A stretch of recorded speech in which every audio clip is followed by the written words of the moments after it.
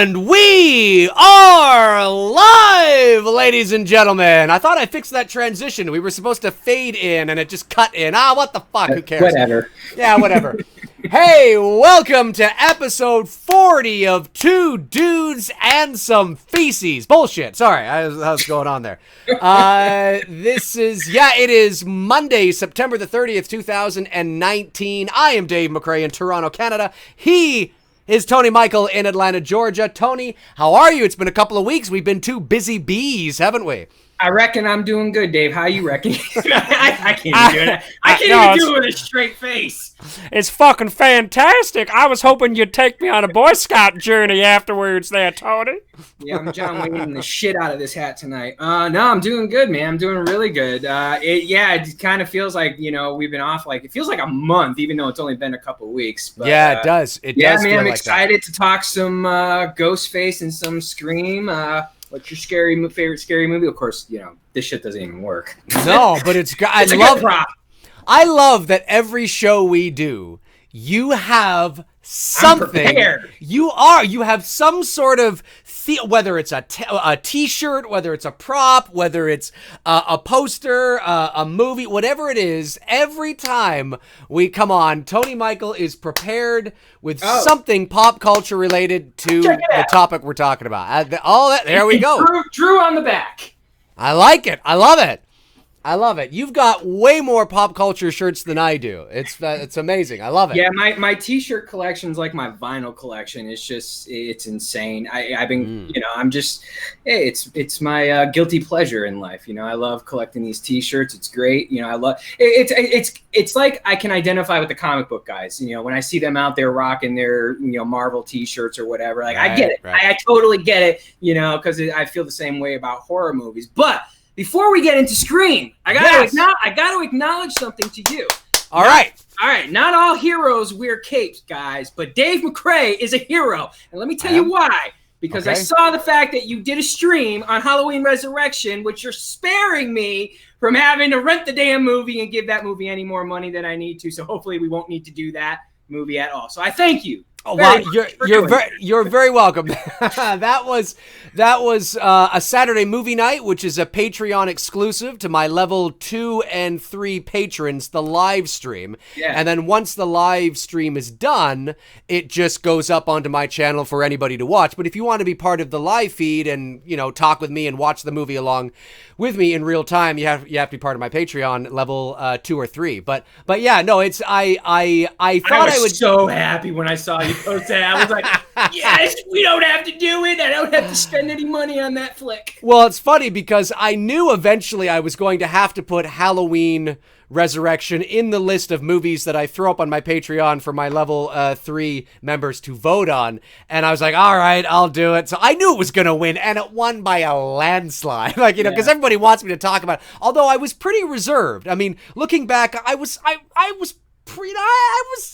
wasn't going crazy on it because I think I did upload a video about 4 or 5 months ago, I think now, where I just go crazy on the movie. So that's probably why, you know what I mean? But yes, that we will not have to do that. I mean, well, it's all right. Thank you, man.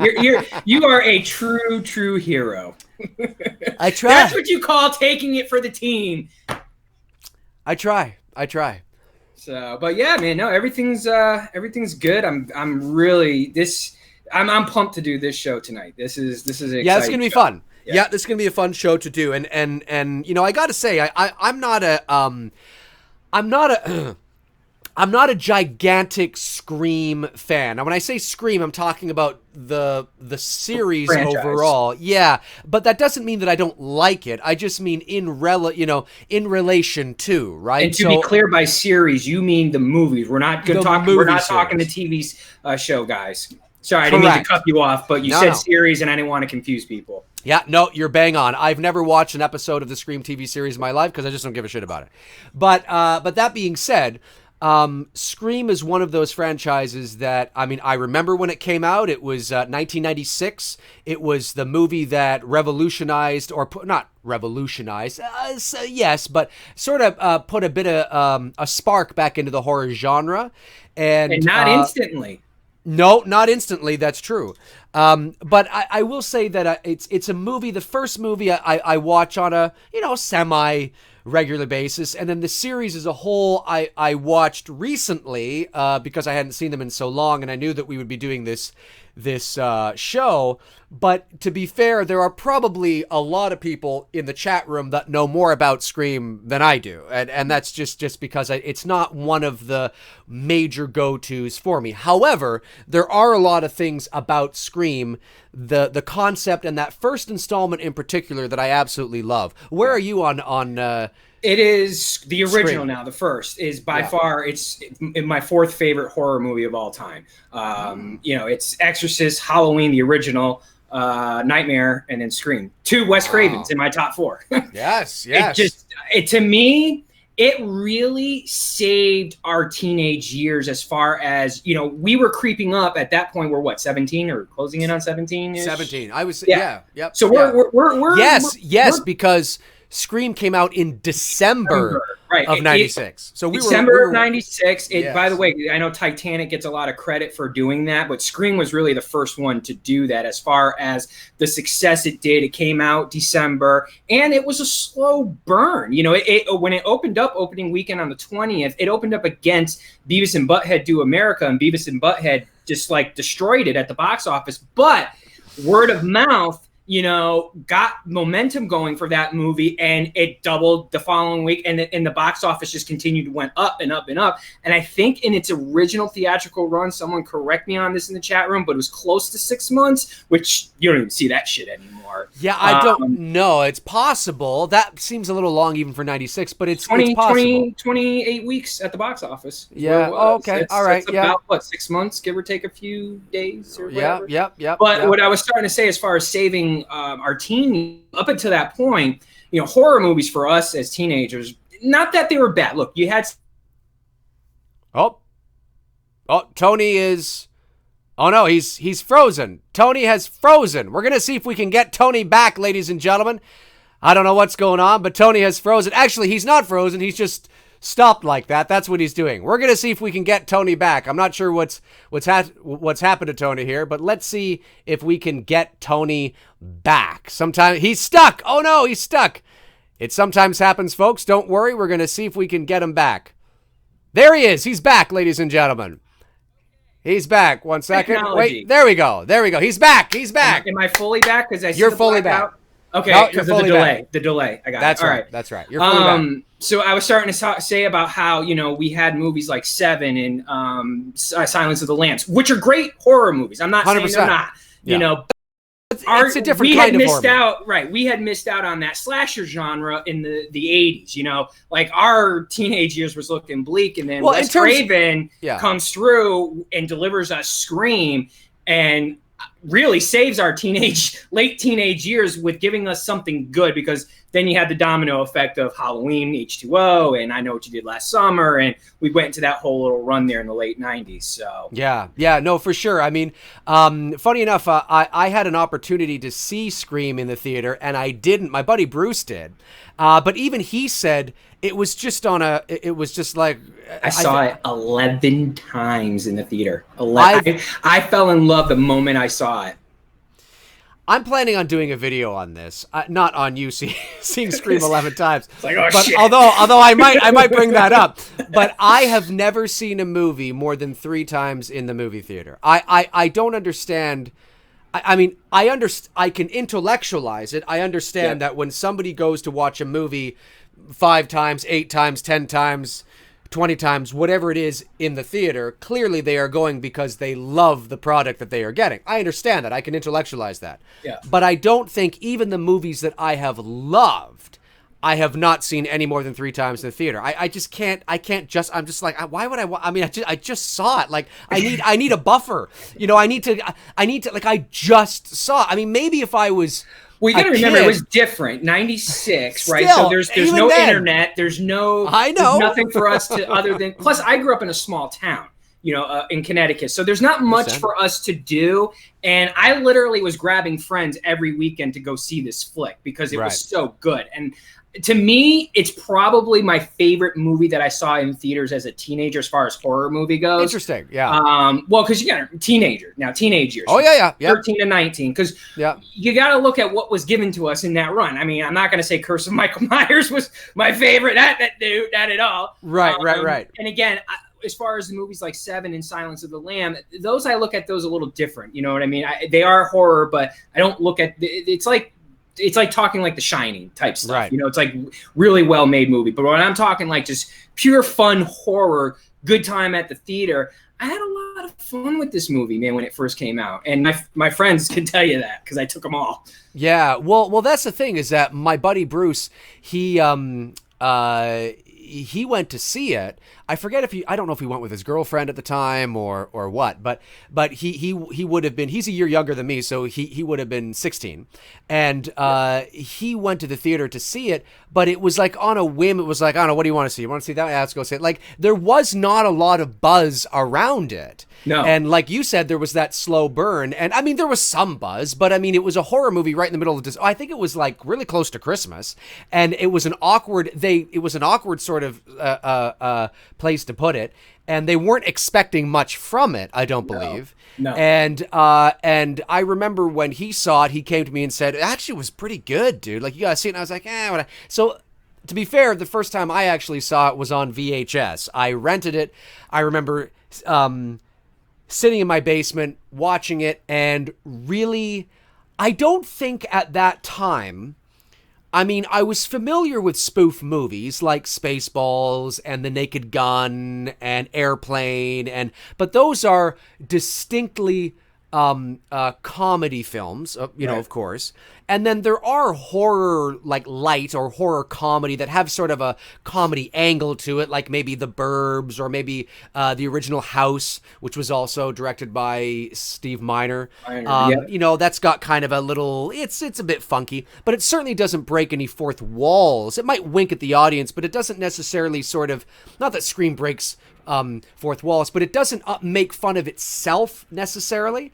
Right. And something that, so to watch Scream in 1996, I remember I personally had not seen anything like that before. I was like, well, this is interesting. I mean, there's Friday the 13th Part 6, which was an inspiration for Scream. Sure. In terms of its tone, but it's still, it's almost, Scream really was looking at itself really objectively in a lot of ways while still telling a subjective story underneath. It was a really interesting balance, and watching it, I remember thinking that was fun. Like, I really had a fun time watching it because it was making fun of itself in a satirical way. It was really interesting to see, you know, the tropes and the cliches and the, you know, turned around and presented to the audience, you know, like, yeah, we know hey, guess what? It's going to happen, you know, and sure enough it does, right? That's interesting. And then of course it's trying to sort of get the characters in the movie not to play into those tropes and cliches and things like that. And they have to sort of, you know, they're caught in a real life horror movie, right? So I mean, I mean, it was fun. It was an interesting movie that I had never seen in that style because we're so used to watching very serious, as is, you know, A, B, C, D kind of horror movies. Well, I would say horror movies as a whole had somewhat of a Marxism, you know, to it. You know what I mean? Right. You know, there was, you know, you knew what you were going to get, and Wes Craven took a gamble and went against that. You know what I mean? And that's a huge gamble. And like you just said, here you go. Well, and a lot of that we're not going to hide anything. Yeah. And we're going to, you know, we're also going to, you know, the rules, right? You know what I mean? Yeah. I was exactly. Like, that was, but it paid off because it works within the arc of, you know, right. the movie. Well, what's so interesting is that you look at the first Scream, and like what's different between Scream and say Friday the 13th Part 6, which in some sort of way was also kind of light, making fun of itself, not to the degree of Scream, obviously. But what's interesting about Scream is that in the movie, they're almost self-aware that they're in a real life horror movie, even though they're not looking at you saying, hey, this is Scream. But that was like almost the only thing that was missing, right? Whereas like they're self-aware, the characters are self-aware that they're in a real life horror movie, and they actually are conscious that, oh, I guess to survive, we have to go through the cliches of a horror movie, something that somebody's written, which is ridiculous if you think about it. There's no evidence to suggest that that's how you survive a real life situation like that. But it's an interesting concept, and a lot of that goes to Kevin Williamson, you know, and I mean that was a very smart, fun sort of thing. And I know there are people in the chat room that are gonna go, oh, there's Dave saying he always says that, but it's true in at least how I see it and how I feel in a lot of the cases that I say it, and I do especially think it's very true with this movie. This movie really didn't need a sequel, and I think the more sequels.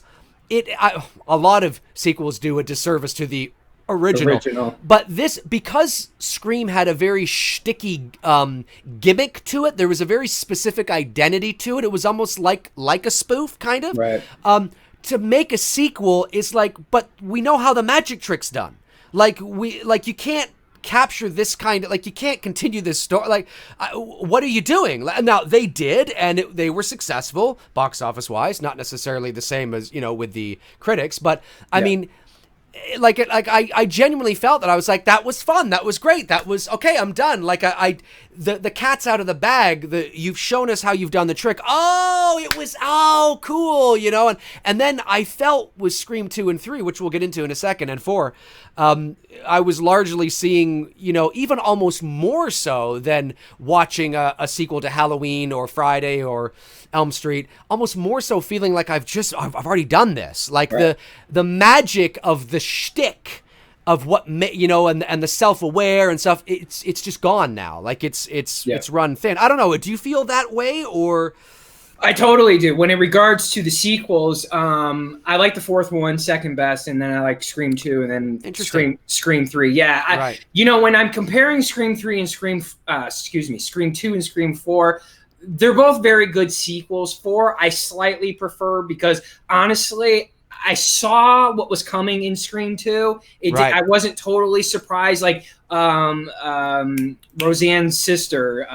Jackie. I know the girl. I can't remember her name in real life. I kind of felt that with all those questions she was asking Gail. I'm like, I think she's the ringmaster in this, and I think she's ringing Pretty Boy. You know what I mean? Like, I just felt that. You know, I just felt like that was the approach that they were going to go. So the payoff at the end, I wasn't as like. Where in Scream 4, when it was her cousin, I was like, oh, fuck, I didn't see that coming. And her cousin with the other dude that was involved with him, and then she kills him off. I'm like, I really didn't see that shit coming. So I thought that was really well done as far as the sequels goes. But I understand what you're saying. No, the original Scream, absolutely. This is one of those ones that it's like you should have maybe left it alone because it's so fucking good.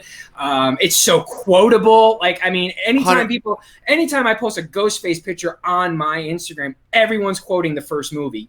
Rarely do you get a quote from one of the sequels. Well, yeah, and to be fair, what I do like about Scream 2 is the fact that a lot of these types of horror movies do end up having sequels. So in a sequel to Scream, you could play, which they did, into those sequel tropes and cliches, and they're self-aware again. And Kennedy there, what's his face? Jamie Kennedy is even saying things like, you know, well, you know, it's a horror sequel, and here's what happens in a sequel, and, you know, blah, blah. And, okay. But that's almost your limit. Because when you start getting into 3 and 4 and of course they talked about you know, a 5, it's like the shtick is gone. It's like Spaceballs. Spaceballs was not very successful at the box office, primarily because it was 4 years removed from Return of the Jedi. And you know, if you watch it, I mean, really, it's really not a great movie. It's hilarious if you're a Star Wars fan. If you're not a Star Wars fan, I mean, you miss the entire thing. You miss all the jokes, all the inside jokes. You know, it's got a very specific demographic. But having said that, I'm a fan. I like the movie. And I remember as a kid when they always talked about doing a sequel to Spaceballs. As a kid, I was like, oh, yeah, that'd be a lot of fun, man. Right? You know, and of course, you know, Spaceballs 2, The Search for More Money, right? You know, was what Right. Yogurt said. Although I also heard a rumor that they were going to make a sequel called Spaceballs 3 In Search of 2, which I thought was a genius title. But having said that, when you think of Spaceballs, because it's based on it's like, I don't know, would it have been, I mean, maybe it would have been, but it's just a very specific formula, you know, the spoof self-aware formula that it just, I thought you were going to go somewhere else with that. Damn. I thought you were going to go, it was a very simple formula. Oh, no. Everybody's a suspect. No. I thought you were going there with it. No, I didn't even think of that. He's pulling out the Randy quote. I didn't even think of that. But that goes to show you the writing is very good, right? Oh, absolutely. You know, the writing was genius in the first film. 100%. I just feel that, I don't know, I just did not have nearly as much fun watching Scream 2, 3, and even 4. Although because 4 was very far removed, which sometimes happens with horror movies that that are connected to a series that you watch later. I'm not going to downplay your love or your like for that movie. I don't know if you love it, but certainly your like for that movie. But I will say that sometimes when you have a sequel to a movie that is so far removed from its predecessors, the nostalgia plays into it. So certainly seeing Nev Campbell back again and seeing Courtney Cox back again, and you know, there is that there. I mean, it was almost 10 years removed, or 11 years removed, I think, from Scream 3. That's a long time. That's a long time. So to come back to Scream again, 4 was that, oh, this is kind of cool. I thought the same thing. I was like, oh, this is so cool. But the movie itself, for me, I didn't think was overly great, although I do understand why it would probably be your second favorite. But yeah, with 2 and 3, I just didn't have as much fun. Because I knew how the magic was done. You know, you can't be self-aware for an entire series. Although The Naked Gun did it very well, but it wasn't based. I mean, you know, it did. Although you could argue and say that by the third movie, I mean, you know, it wasn't nearly as good as the first one. But then Leslie Nielsen was just fucking hilarious at the same time too. I don't know. I keep forgetting OJ's in that. He is in that. OJ Simpson. You're I fucking totally right. forget about that. Oh yeah, man. He's in that. I like the first Scream very much because I think it's different and it's a cute sort of shticky, gimmicky, but it's fun. It's fun to watch. You don't take it, you know, seriously. You don't buy into it on any sort of serious level. You just look at it, and it's like watching a play. Like Scream would have been a great stage play. You know, that would have been like, it's a whodunit, right? Sure. You know, and that might have been an interesting stage play. But you know, some of my favorite moments from the original, I think, are just, you know, what's interesting? What?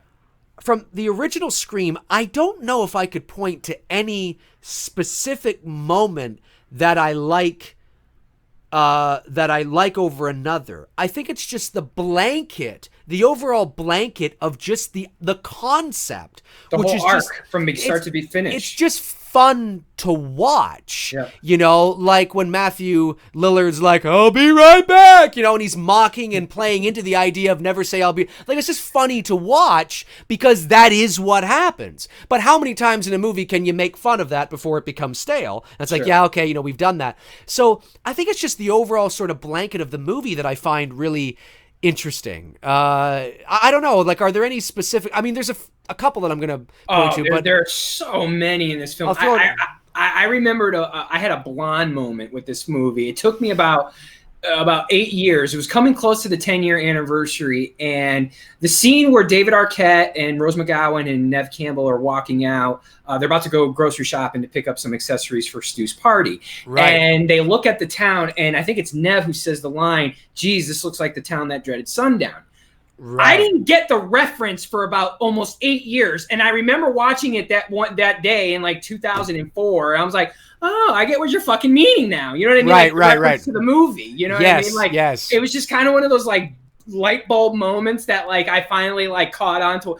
But the reason why is because if you watch that sequence, the dialogue in itself would be almost as if like something you would say, you know what I mean? Like, and not thinking they're winking at the movie, you know what I mean? Because of how isolate or desolate the town looks. You know what I mean? Right. It's a great title. It is. It's totally a great title. But yeah, I remember in 2004, like I said, around that time, closing in on the 10-year mark, I was like, oh, I see what you did there, Kevin. And I was like, smart writing. But I mean, we can't. I mean, we've got to give credit where credit is due, because when this movie was in production, Sydney was going to be played by Drew Barrymore, and it wasn't until she came up to Wes Craven and said, how would you feel if I played the girl at the beginning who gets killed? You know, and like what nobody saw coming, because you got to remember the marketing for this was we saw Drew's face. Now, 1996, Drew is sweetheart of America. Everybody loves her. She's kind of really at the peak, and she looks amazing in 96 as well, too. So to do that and to make that type of sacrifice to be the Janet Leigh of this movie, I mean, you got to give credit where credit is due, because that really does set the tone of like, oh shit, you're killing Drew off at the beginning of the movie. 100%. Didn't see this coming. Yeah, and the movie was actually written under the title Scary Movie. It was going to be called Scary Movie, which that, like, and think of the movies that eventually became the spoofs, they're spoofs, but the title works, right? Does. Think of it, Scary Movie. It's self-aware. Yep. So the fact that, now I understand why they, but you can read up on it, why they didn't do it, and why the Weinsteins, I think it was, that didn't want them to do it and change the name to Scream, which is also a good name. But when you think about what the original title was, Scary Movie, it's a self-aware title. It's telling the audience that this movie you're about to watch is scary. Yep. I mean, whether you actually think it is or not is, irrelevant. They're telling you that this is a scary movie. That's hilarious. And so I particularly like the way the movie opens, and I really like the nuanced performance, especially from I forget the gentleman's name now, who is the voice of Ghostface, but the nuanced performance when he starts talking to Drew Barrymore, because it's very it's not, I mean, he obviously would be, when I say putting on a voice, I don't mean he's putting on a voice, but he's consciously aware of his character. Mm-hmm. But it's not like she picks up the phone and she's like, hello, right? And you hear him go, hey, what are you doing? Like he's not, it's nothing overbearing. It's nothing dramatic like that. It's just, I forget the exact lines, but it's like, hello, hi. But it's a character performance. It really is, because it is huge. It is, but it's that nuanced performance, right? So when he calls and you just hear him say, hi, how are you? What are you doing? It's very nuanced, very subtle. Like a 900 number there for a second. What are you doing, Tony? But that is how he comes across. Is very subtle. Like, hey, what's up? Like, we're totally chill here, right? And that's a nice sort of. I like the nuanced approach. And then, of course, there's an arc for his character as he becomes more frustrated with her and becomes more aggressive. That's a nice contrast from the beginning of that to the end. But it's very creepy. It's like the movie the original movie now. I can't remember what the guy sounds like in the 2006 remake, but in the 1979 original, When a Stranger Calls, when you hear his voice, he's just, have you checked the children? Hello. It's very, and there's something eerie and creepy. Very even keel, but it sounds normal for all intents and purposes. It's that normality against the backdrop of something creepy, again, that we've talked about a lot on this channel. So when Drew Barrymore picks up the phone and he's just like, I forget what he says, but he's like, hello, how are you? What are you doing? It's just like, and it's the way he goes out, what are you doing? Like, we're all friends here. Come on, we're just chilling, right? Hey, what's up, girl? He's not, what's going on, bitch? He's not, it doesn't sound like a crank or prank call. It doesn't sound like anything. It sounds like it's going to go normally. It builds right? to that crescendo of when he starts to become hostile. Right, exactly. So I've always appreciated that nuanced approach, and that would have been recorded in post. There may have been he even himself, I don't know, may have been on the line. There might have been somebody else on the phone feeding her the lines, or there may have been nobody on the phone and somebody offset was just reciting his lines, which they do all the time. I've done that before in a couple of my shorts, and then in post you get into the booth and you record your lines and you mix it in after the fact. That's how that would have been done. Whether the actor was there on the set actually doing the lines, I don't know. It could have been a crew member. It could have been Wes Craven. But that subtlety was great. I don't know if it was Wes that directed him in the booth or if it was somebody else that would have been doing that, but that was great. And that I really like about that opening a lot. And to have Barrymore, because as you mentioned, she was one of America's sweethearts at that time. She was Miss Cutie Pie, and you have her, and she's in the first 10 minutes of the movie. You got this unknown Neve Campbell, relatively unknown, who's now going to be your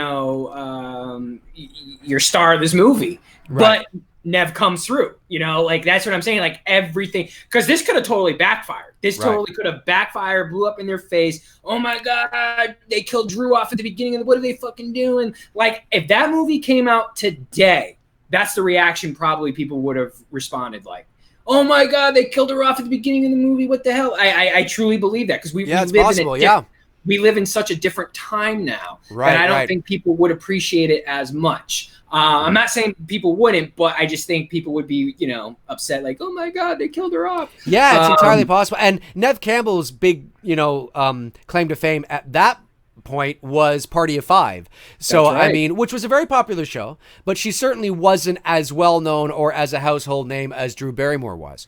So, yeah, I mean, there's it was a risk to do. Oh, Courtney Cox was. She Friends had been out for like a year and a half, and Friends was really like taken off. It was. Yep. And but it was a risky move to do that with Drew, but it paid off in the end. And it's a whodunit movie. It's a whodunit movie that makes fun of itself, and I'm just trying to think of other moments in there. I mean, well, the fact that they're watching Halloween on the TV was a cute little thing for, us teenagers that were big Halloween fans. Like, because it could have been any horror. Wes didn't want to have one of his own movies on there because I think it was on the table of whether or not he puts Elm Street on there or something. And he thought that was a little too, almost, I don't know if pretentious is the right word. Yeah, maybe a little look, it's my own movie, right? So I think, and Halloween, the original, of course, is a great movie to have up there for something like that. The whole concept of Scream is, in essence, it's a love letter to the horror slasher genre. That's right. It really is, and what really relaunched it. I mean, I know there's the argument people can say Black Christmas, Texas Chainsaw Massacre, and Psycho are the grandfathers of slasher, but Halloween really launched it into a whole new level that like, oh, okay, we can do this now, and that's what people did. They saw Halloween, they used that format, and they ran off, and duplicated it as best as they could with Friday the 13th, and so on and so forth. So I think that's a big reason why that was the movie that we're led to believe as the audience that they're watching. Oh, yes, that's a great observation. That's a great observation, and it's and it was fun. It was fun to see that they're all watching this horror movie, which at that time wasn't even 20 years old. At that when you time, think about it, and not even 20, it's still a baby. Yeah, at that time, Halloween was only 18 years old. So, and it does. And so that was really cool to see that. And of course, that's where Jamie Kennedy is going through a lot of the tropes, and the cliches. And it was fun to see that. And, Scream is not a particularly scary movie. It's the shtick and the gimmick that makes you love Scream. It's making fun of itself, not in a bad way, not in a mean way, but it's poking fun at the horror genre in a really interesting sort of way. But I believe that kind of thing although you can certainly make a series out of it, they did. I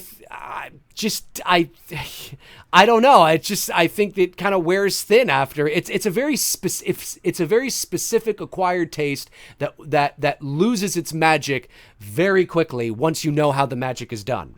Yeah. And but and the movie ends very, like, it doesn't end. I don't believe there were any loose ties, were there? I mean, you had Courtney Cox as the reporter ad-libbing her report. Yeah, no, it ended on a note, like, all right, we're done. Yes, it feels very, and the only reason why they made a sequel, which is why a lot of people do, but of course it was very successful relative to its budget, and so they made another one so quickly that it came out the very next year. Well, unless you take Stu's advice in the movie, because you gotta have a sequel.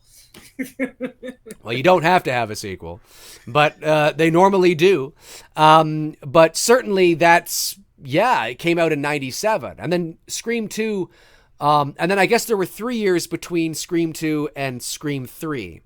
Yeah, Scream came out in 96, Scream 2 came out in 97. Actually, Scream 2 competed against Titanic. It was released again in December, but it came out like 5 days before Titanic, and it went head-to-head. It did okay. It didn't do as good. Titanic ended up just like steamrolling over everybody coming out. And I don't even think they thought that at the time. I think in retrospect, if they were to go back, not knowing, because I think everybody was expecting Titanic to flop.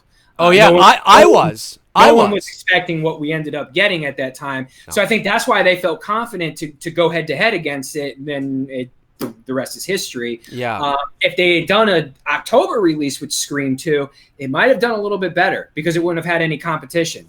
It might have. It's funny. When yawn. I watch... Oh, I'm fucking tired. When I watch Scream 3, is it just me, or do you feel that when you get to Scream 3, because this is the end of this trilogy, it's the end of this story, by the time I get to Scream 3, don't you feel like it's like you're tired? Like you're sitting there and you're like, this story just feels drawn out. Like it's a movie that should have ended. Scream 3 is very dry. There's nothing really exciting about it. Like it feels like it's a movie that should have ended 15 minutes before it did. Like it feels like It Chapter 2, where you get to that point and you're like, holy fuck. And end already. Like there's nothing, like by Scream 3, I feel like, and then they have that whole subplot of her, it's like her brother or her stepbrother or something, and then they got like the show that they're doing, and Roman, that's it. Yeah. And I'm just like, it feels tired to me. It feels like they really didn't know where to go. I mean, not that Kevin Williamson didn't have some ideas, but it doesn't feel organic to me. It doesn't feel like this is the great climactic moment to that first movie. It feels like, oh my God, it was so successful. Now I got to figure out how I can extend this. And it just feels tired. I just feel tired watching 3. Yeah. Especially, like, it begins okay, but by about half an hour into that movie, I'm like, I'm bored to shit. I would have, with Cotton's death at the beginning of 3, I know they were trying to go with recapture that Drew moment again of like, oh fuck. I would have held off on that. I would have had Cotton, even though I know Cotton saves Nev and redeems himself at the end of 2. I would have had Cotton and Sydney, really, going almost to the third act of the film, and then something happened to Cotton. Then I thought that was like, I didn't like his death. I don't mind killing him off. I just would have held off on pulling that trigger a little bit longer. You know what I mean? Right. Yeah, I can see that. I could see that. It didn't surprise me that he died. No, totally didn't. Yeah, like it felt like the beginning of the movie needed some weight to it in order to make. The movie started and I saw him. I'm like, he's dead. This is it. Because it gives the movie a little bit of weight. The problem is that the actor that played Cotton was not necessarily a real household name at that time, and the he's character, a great actor now. He is. Forget his name. What's his name? I forget his name. But his character in the movie is not a very likable character. Right. So when you kill him, I understand why you're killing him. I don't give a fuck. I don't care. Like, Drew Barrymore, although there was not a lot of time for me to become emotionally attached to her character, she's, cute and sweet, and everybody knows Drew Barrymore, right? And she's on screen, and when she dies, you're like, oh my God. Wow, they actually killed this. I don't give a shit about him dying. Right. And his character's not even likable. So, the fact that he tried to redeem himself, and please, that's fucking garbage that is. And the whole twist, it was, it felt tired. It felt, it was it's a third movie that failed on all fronts for me. I actually like 2 better than 3. Oh, I'm totally on board. In fact, to be totally and candid, I'm not a huge fan of 2, but I like it better than 3. If I watch them, it's usually 1, 2, 4. I mean, unless if I'm like gonna totally commit to do the run, but it's painful. It is hard for me to get through Scream 3 because I'm just not that big of a fan. But if I'm gonna watch any of them, it's the first 2 and then the 4th one. Yeah, because the ending's just not satisfying. No. Like the whole, so that's what's going on? Like that moment? It's the end of the entire trilogy, so this is the moment. It wasn't satisfying. The long lost brother, Yeah, that's what I mean. I didn't feel satisfied at all. It felt cheap to me. It felt like, oh, okay, so the long lost brother out of nowhere, like it's a Halloween 2 moment or something. I didn't even think of that until now. It's a good reference. I didn't, maybe they were doing. Maybe that was their wink to Halloween 2. Yeah, maybe. I just didn't buy into it. I didn't believe it. So I had trouble with that. Now with Scream 4, I haven't seen that one a little bit. Isn't that the one that begins and you think, and then it makes fun of the movies that are being remade and shit. Like it's so self-aware. In fact, one of my favorite Scream, believe it or not, so many great Scream quotes. There's 2 of them in Scream 4 that are like literally my favorite in almost cinema history for me as far as horror. Well, here's the thing, because I know why Kevin and Wes did this. One, there's the scene with Hayden, the blonde, really pretty girl. I know her name is Hayden in real life. Right. Short hair. I forget her character name, but she's got a little love interest with the Culkin kid in the movie. Right. But she starts rambling off every movie that has been remade, which is a point of how many fucking movies have been remade in this genre. I get what Wes was doing there, and I love that. Penetier, thank you guys. Kirby, yes, thank you very much. Who is she? Yes, Kirby was her name in the movie. When she goes into that, I'm like, yes, tell him, fuck you, Wes. I know him not fuck you, Wes, but Wes is saying fuck you to everybody, who's doing these remakes. And then when Nev delivers the line, you forgot the one rule. Don't fuck with the original. You know what I mean? When she delivers that line, I'm like, yes, totally. Like so that's the reason why. Like, that's a double meaning. It is a double meaning. It's all meaning, right? Don't fuck with the original is there's a suggestion that they're talking about the original movie, but it's also don't fuck with the original or protagonist, right? Like don't fuck with I'm the original. You know what I mean? Yeah, but see that because I'm not like you. I'm not a total big. I mean, there are some remakes that I like, but it's the oversaturation of remakes that we got into at that time. Right. Remember 2011, and when she's rambling those off, I'm like, well, fucking played, Wes. Well played. And then when Nev delivers her line at the end of the movie, I'm like, okay, that's just the fucking cherry right on top. Yes. So that's fine. Now there are way far more superior, memorable lines in the first Scream.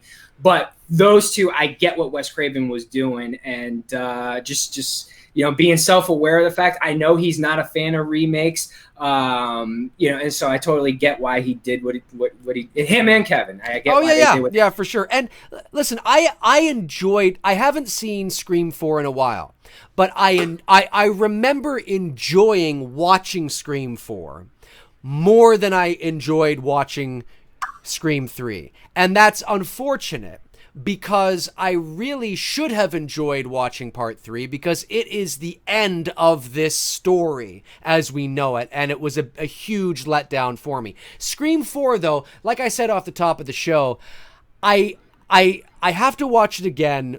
I remember enjoying it. I know I didn't hate it, but I need to watch it again because I don't know if I enjoyed it more than maybe I did or would again because of the nostalgia or because, wow, this was a really great return to Scream, because as you know, and as a lot of people know in the chat, this was supposed to be the beginning of a new trilogy or a new set of films. And unfortunately, Wes died. Wes died, but not till about 4 or 5 years later. But it was also because 4 wasn't the hit that they were hoping it would be. And that's also because it was 11 years removed from part 3. 3 was also not a very good movie, so it's not like people remember the last film being really good, right? So you have to go back to the, almost 15 years to the last good movie.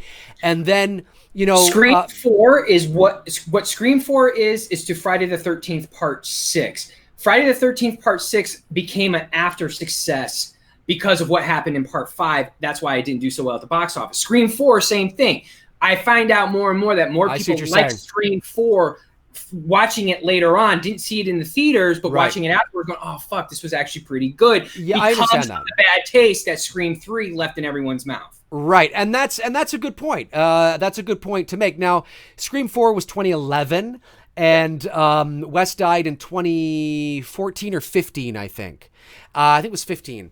But anyway, so it was a few years later. He could have got another movie in there. I mean, listen, if he did, 3 movies in 4 years, he can certainly do that. But it just wasn't the success they were hoping for. But the reason why he did it, of course, I mean, even they said "New Decade, New Rules," I think was the subtitle for the film. So and that's smart, but that's also, the world had changed so much in that 11 years. I mean, technology is expanding exponentially. It is just, I mean, think about this. I mean, there are probably people in the chat room right now. I don't know this, but there are probably people in the chat room right now that can't even imagine a world without an iPhone. Well, the iPhone is only 12 years old. But if you were born, let's say in 2001 or 3 or 4, by the time you're at an age where you're using this kind of stuff, you don't remember a world without it. And so think of, I mean, Facebook is only 15 years old. YouTube is only, 15 years old. I mean, the technology expands, and it's going to just continue to go and go and go. So by the time 2011 came around, the world was very different. We had smartphones, we had YouTube and Facebook and Twitter and social media. And the internet had changed so much since the year 2000, that I could see revisiting the Scream franchise as, okay, this is interesting. The problem now is very much similar to the problem that I always thought they were going to have with Black Christmas, which is something that I'm facing with our short film, It's Me, Billy. We're cracking the code on that, of course, is that nobody's talking on the phone anymore.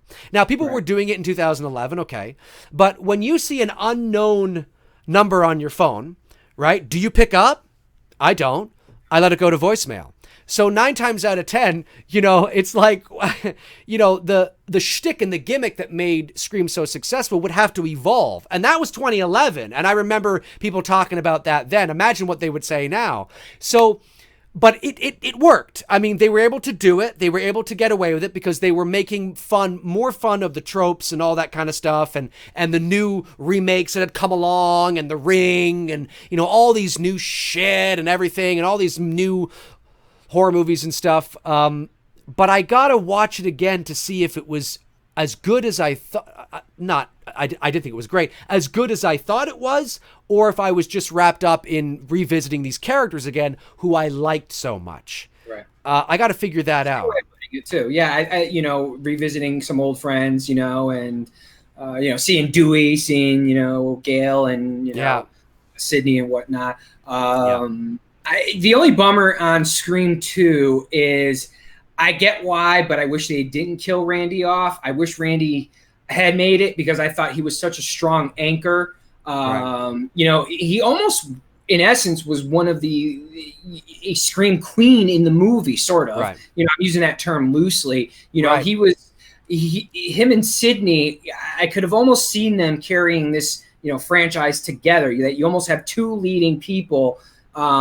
Because to kill him off, I get why they did it in Scream 2, and I understand that. It's like all bets are off. No one's going to survive, whatever. Even though he was really the only one, right? The main characters, from the original, that died off. Because Dewey's still alive, Gail's still alive, and Sydney's still alive. Those are the last 3 from the original. That would have been my only change.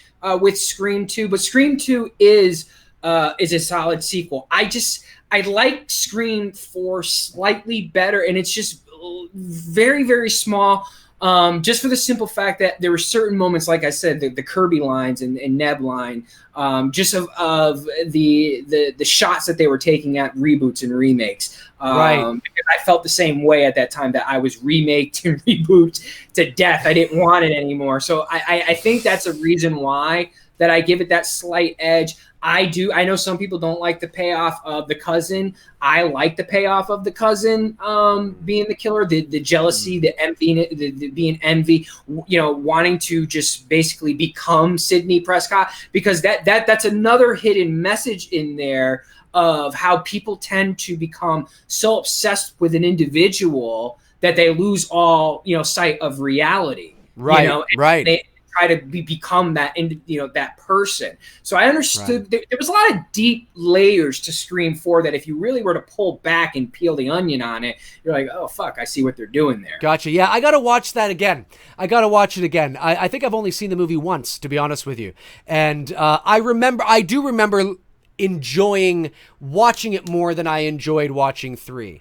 And I may have enjoyed it more than watching 2, but I got to watch it again and see how I feel about it. Was it just the rose-colored glasses of the nostalgia that was like, oh, Scream's back, you know what I mean? Wes Craven, Nev Campbell, Courtney Cox, or and I was just like, oh, this is so cool to see them back.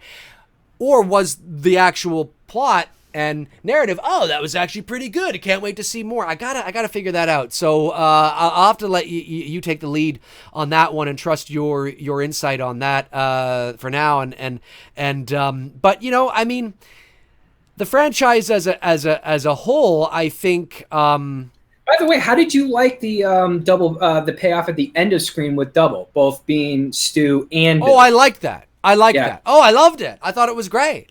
And the whole idea that how, Nev Campbell's dad was framed. Spoiler, by the way, for a movie that's like 20 plus years. I mean, well, I just realized I said that and I'm like, fuck, if someone's seen this and they didn't see it I just spoiled the ending. So sorry about that, but whatever. It's 23 years old. I think it's okay. All right. I think the statute of limitations for spoilers has come and gone. So there should be an official statute of limitations for spoilers as far as I'm concerned.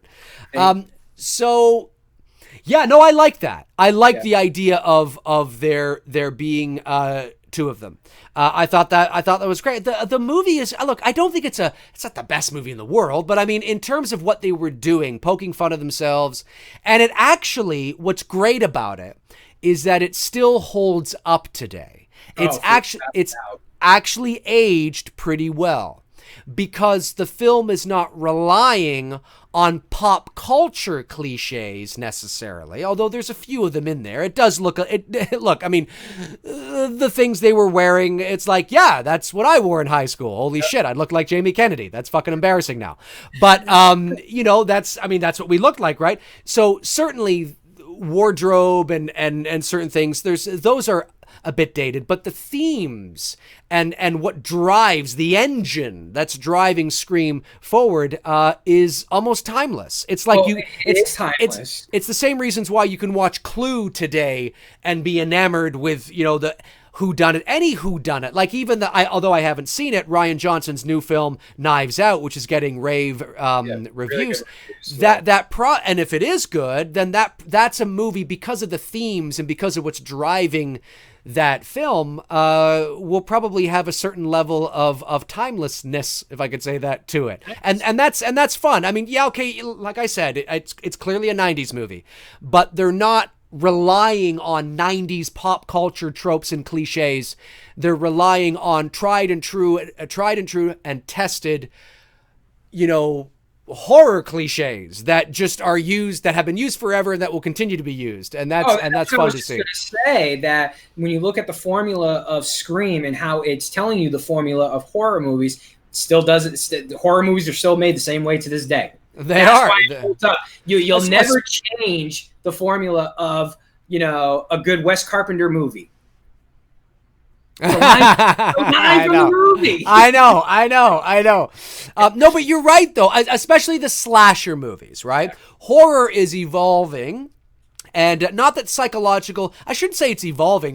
Well, I mean, it is, but the psychological horror thriller has always been there. I mean, from, the 30s, the 40s, the 50s, but certainly psychological horror movies are becoming a little more respected and mainstream, certainly over the last 10 or 15 years, which is nice to see. Scream is focusing more on the slasher genre cliches, which is totally true. I mean, watching slashers today, it's what they do.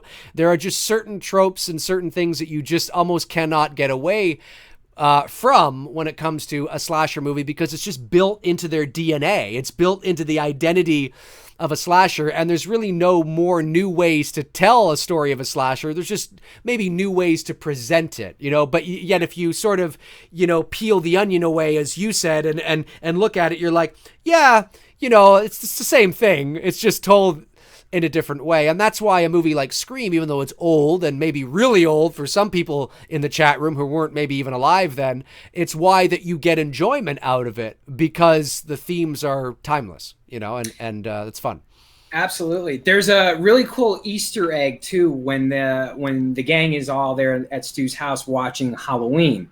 Here we go. Easter egg. A lot of people don't know this, but Matthew Lillard did this intentionally to give you, the audience, a little quick, Easter egg that he is one of the killers. And it's the moment when Michael stabs Bob, okay? And everybody jumps back, okay? They do a quick cut back to the couch. Everyone's either jumping or they're wincing. For a millitenth of a second, Matthew Lillard is the only one locked straight onto the camera while everyone's face is turned away or either wincing. And he did that on purpose so that to let the audience know, I'm the guy. And then because a split second later, he turns around and he starts fist pumping like this, that Michael kills Bob.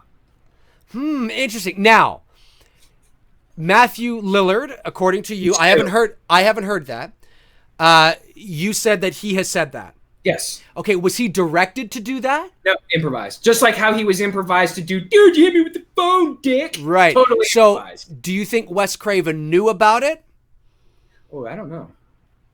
Do you think because I wonder, had Wes Craven known about it, or one of the producers known about it, whether or not they would have let him? Because it happened so fast that you have to. When I saw it happen, it was. Right. I've known about this for close to 10 years now. Okay. So around 2011 or 2010, somewhere around there. Yeah. And I kept pausing. I was like, "Holy fuck!" And I was like, it was just kind of like, it's like you're discovering something for the first time. You're like, son of a bitch, he really did that. And you're right. I don't know because it happened so fast. Because like I said, he's like this. And literally, the beat of his movement is so fluid that you don't think of it at the time. Right. And he starts fist pumping that Michael kills Bob. But Interesting. When you pause it at that exact moment, everybody else, like I said, they're either wincing or they're hiding their face, except for Stu. And Stu's looking at the camera, not at the TV, but at the camera. Dead at the camera.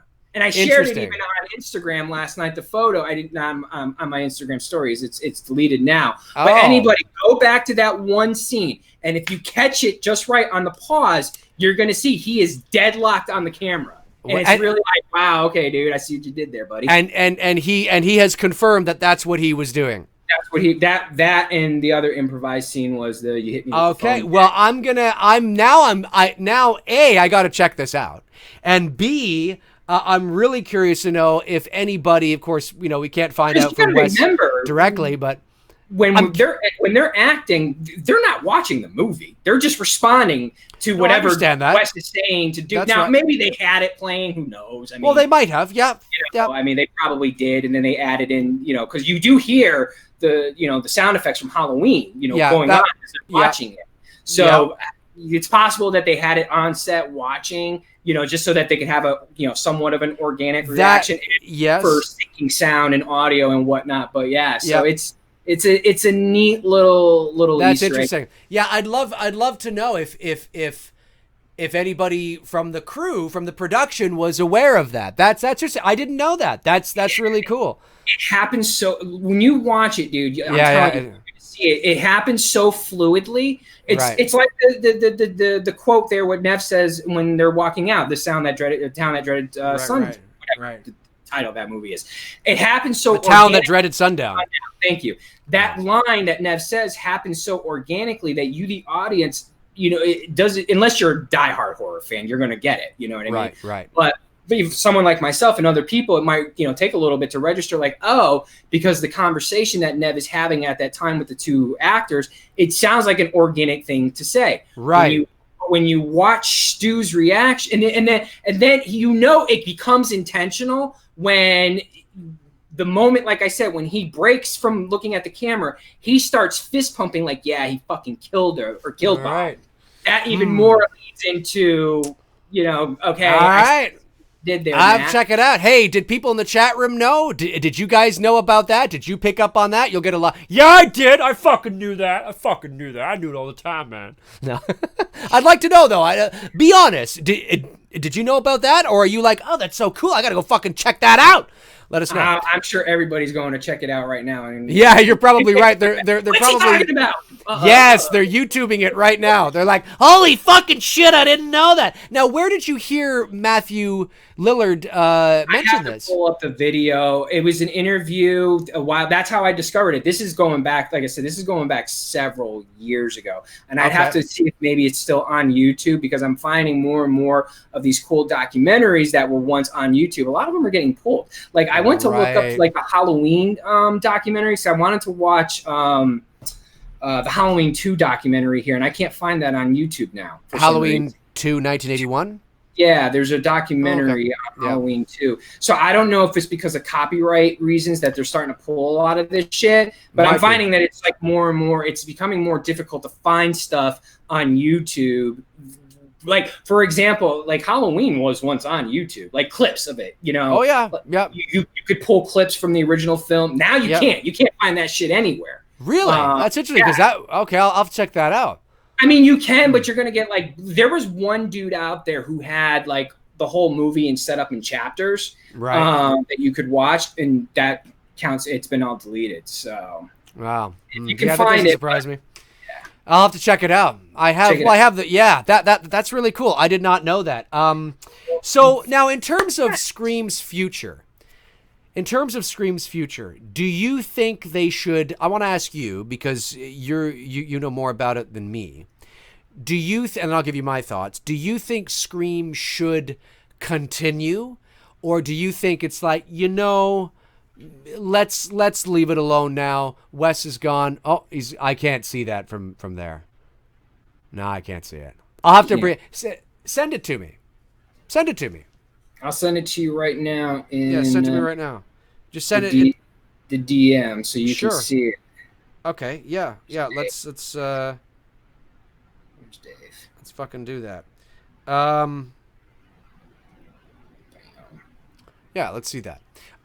So yeah, I'd like to know, when you send that to me, after you send it to me, where you would like the Scream franchise to go, if in fact you would like the Scream franchise to go. Now, there is a Scream TV series, which I've never watched. I don't give a shit about it.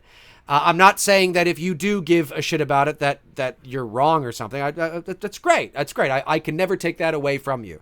But I just don't care about it. I just don't care. So in terms of the movies, like where do you think it should continue? Do you think now that Wes is gone, it's kind of like, you know, we've had 4 movies here. I mean, what more can we do? Like, where do you see it?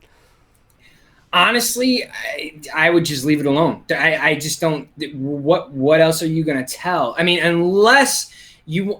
But see, even if killing off Neve Campbell, it really would, like, you're 5 movies in. It's like, you know, like, I don't know. You see what he's seeing it now. You see what I'm talking about? And he's breaking the 4th wall. He's looking directly into the fucking camera. And I'm sure you're right. If they had caught that in post-production, they totally would have. Oh, not necessarily. I mean, they may have been something they wanted to do and go with. They may have been aware of it. It's entirely possible. Yeah, I can see that. Yeah, that's interesting. He's not just looking he's looking into the fucking camera. Yeah, and that's so deliberate. Yeah. And like I said, and then a moment later, literally a millitenth of a second later, he turns and starts pumping his fist. So at least now you see the reference point. But as far as to get back on track here, as far as where do I see the movie, the franchise going? I mean, there's really there's nothing. I mean, yeah, it'd be cool to see Neve Campbell and David Arquette and Courtney Cox, back together again, to do one more. But like, what, why, where? You know what I mean? Like, and like you said, how do we get away with it with technology? You know what I mean? Like, how are you going to pull off keeping someone's identity a secret? You know what I mean? Like you said, most people are doing texting. They're not on the phone anymore talking to each other. Well, they're not even texting anymore. They're, WhatsApping and DMing on Instagram or Marco Polo app, which is a video app. Oh, I didn't even know that. Never heard of it. I still text, and there are some people like, Dave, why are you texting? You're the only person I have in my text feed. I'm like, oh fuck, I'm totally out of it. But sorry, yeah, no, you were saying. No, it's just like, how? Like, how do you pull it off effectively? Short of the only way of pulling it off would be to reboot it, and it's too early to reboot it. You're talking a movie that just crossed over 20 years, that is still very popular. It's not a movie that's and if you're going to reboot it, the only way you're going to reboot it is if you have to set it in the 90s. You can't set it, if you want people to believe the whole Calling, and the way Ghostface is as far as that story arc goes. Because again, how do you get away with it with modern technology when nobody's on the phone anymore? Right. You know what I mean? Right. That's tough, and it sucks. There's pros and cons to technology. Technology, it does limit you in certain aspects from the creativity side on like Scream. You know what I mean? Like, how do you make that, believable? And I don't know. And I almost feel like you got to hang up the your hat with it and say, okay, you know what? Call it a day. Yeah, no, I understand what you're saying. And obviously, my thoughts. The chat room probably knows my thoughts. But to recap, I think, look, it's been 9 years since Scream 4. So that's all right. 1, 2, 3, 4, 5, 6, 7. No, 8 years. It's been 8 years since Scream 4. 8, 9, 10. Yeah. So almost as much time has gone by since Scream 4. Than Scream 3 to Scream 4. I mean, it's at a point where I think Scream, like a lot of horror movies that have a lot of sequels, I think Scream has run its course. But I think Scream ran its course a lot earlier because of the shtick and the gimmick. There was a very specific formula that if you removed that, you just didn't have the type of movie that you were trying to do. It's a spoof. It's a whodunit. It's a mockery of the horror genre. It's a horror comedy. I mean, it's and beyond that, I mean, it's not a full out comedy, but I just mean that. Yeah, I don't care. I just think it's done. I think to remake Scream is utterly unnecessary because this is the example of a movie that, no movie needs to be remade, but you certainly could look at certain movies and justify why you're remaking them. Well, it's more culturally relevant now. Well, we have the effects to do it better now. Well, whatever the case is. With Scream, the shtick is timeless. It's like remaking The Naked Gun. Why are we remaking The Naked Gun? It's still fucking funny today. Can we do it better? Can we do The Naked Gun better? I don't think so. Maybe you could make it more culturally. Can we make Halloween better? But they remade that movie, Well, that's true. But with Halloween, it doesn't rely on a gimmick per se. And so it with something like Friday or Elm Street or Halloween, there's not a shtick, there's not a specific ingredient that is, it's the self-aware ingredient.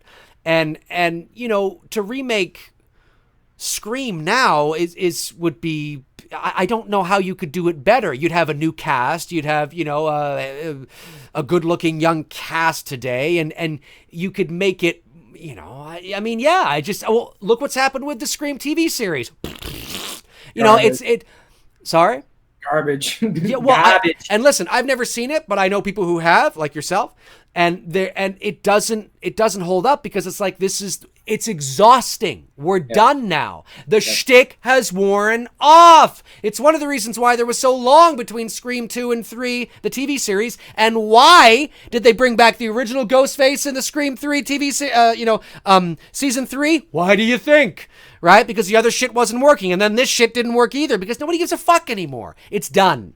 It's done. The shtick has worn out. Maybe in another 30 or 40 years, you not remake Scream, but you make another movie that's, in its honor, it's that kind of a movie or something that makes fun of horror tropes that are relevant more for that time, perhaps. Okay. So it's not a direct remake, but it's, you get the idea. But to continue Scream, I just think 4 is plenty. I mean, 4 is just... with that shtick, 1 is plenty. 4 is, yes, 100%. More than enough to feed your appetite if you are a fan of... And I am a fan of the franchise. But, it's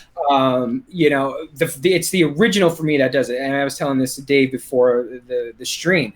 Yeah. To this day, I watch it 2 or 3 times a year consistently. My brother makes the argument, says I'm in denial of the fact that it's not my favorite horror movie because I watch it that many times over the course of the year, and I don't watch like The Exorcist and Halloween. But my argument to that is Scream is a very rewatchable movie. It is because of the lines. It's Scream. I can totally see this happening as it continues to age.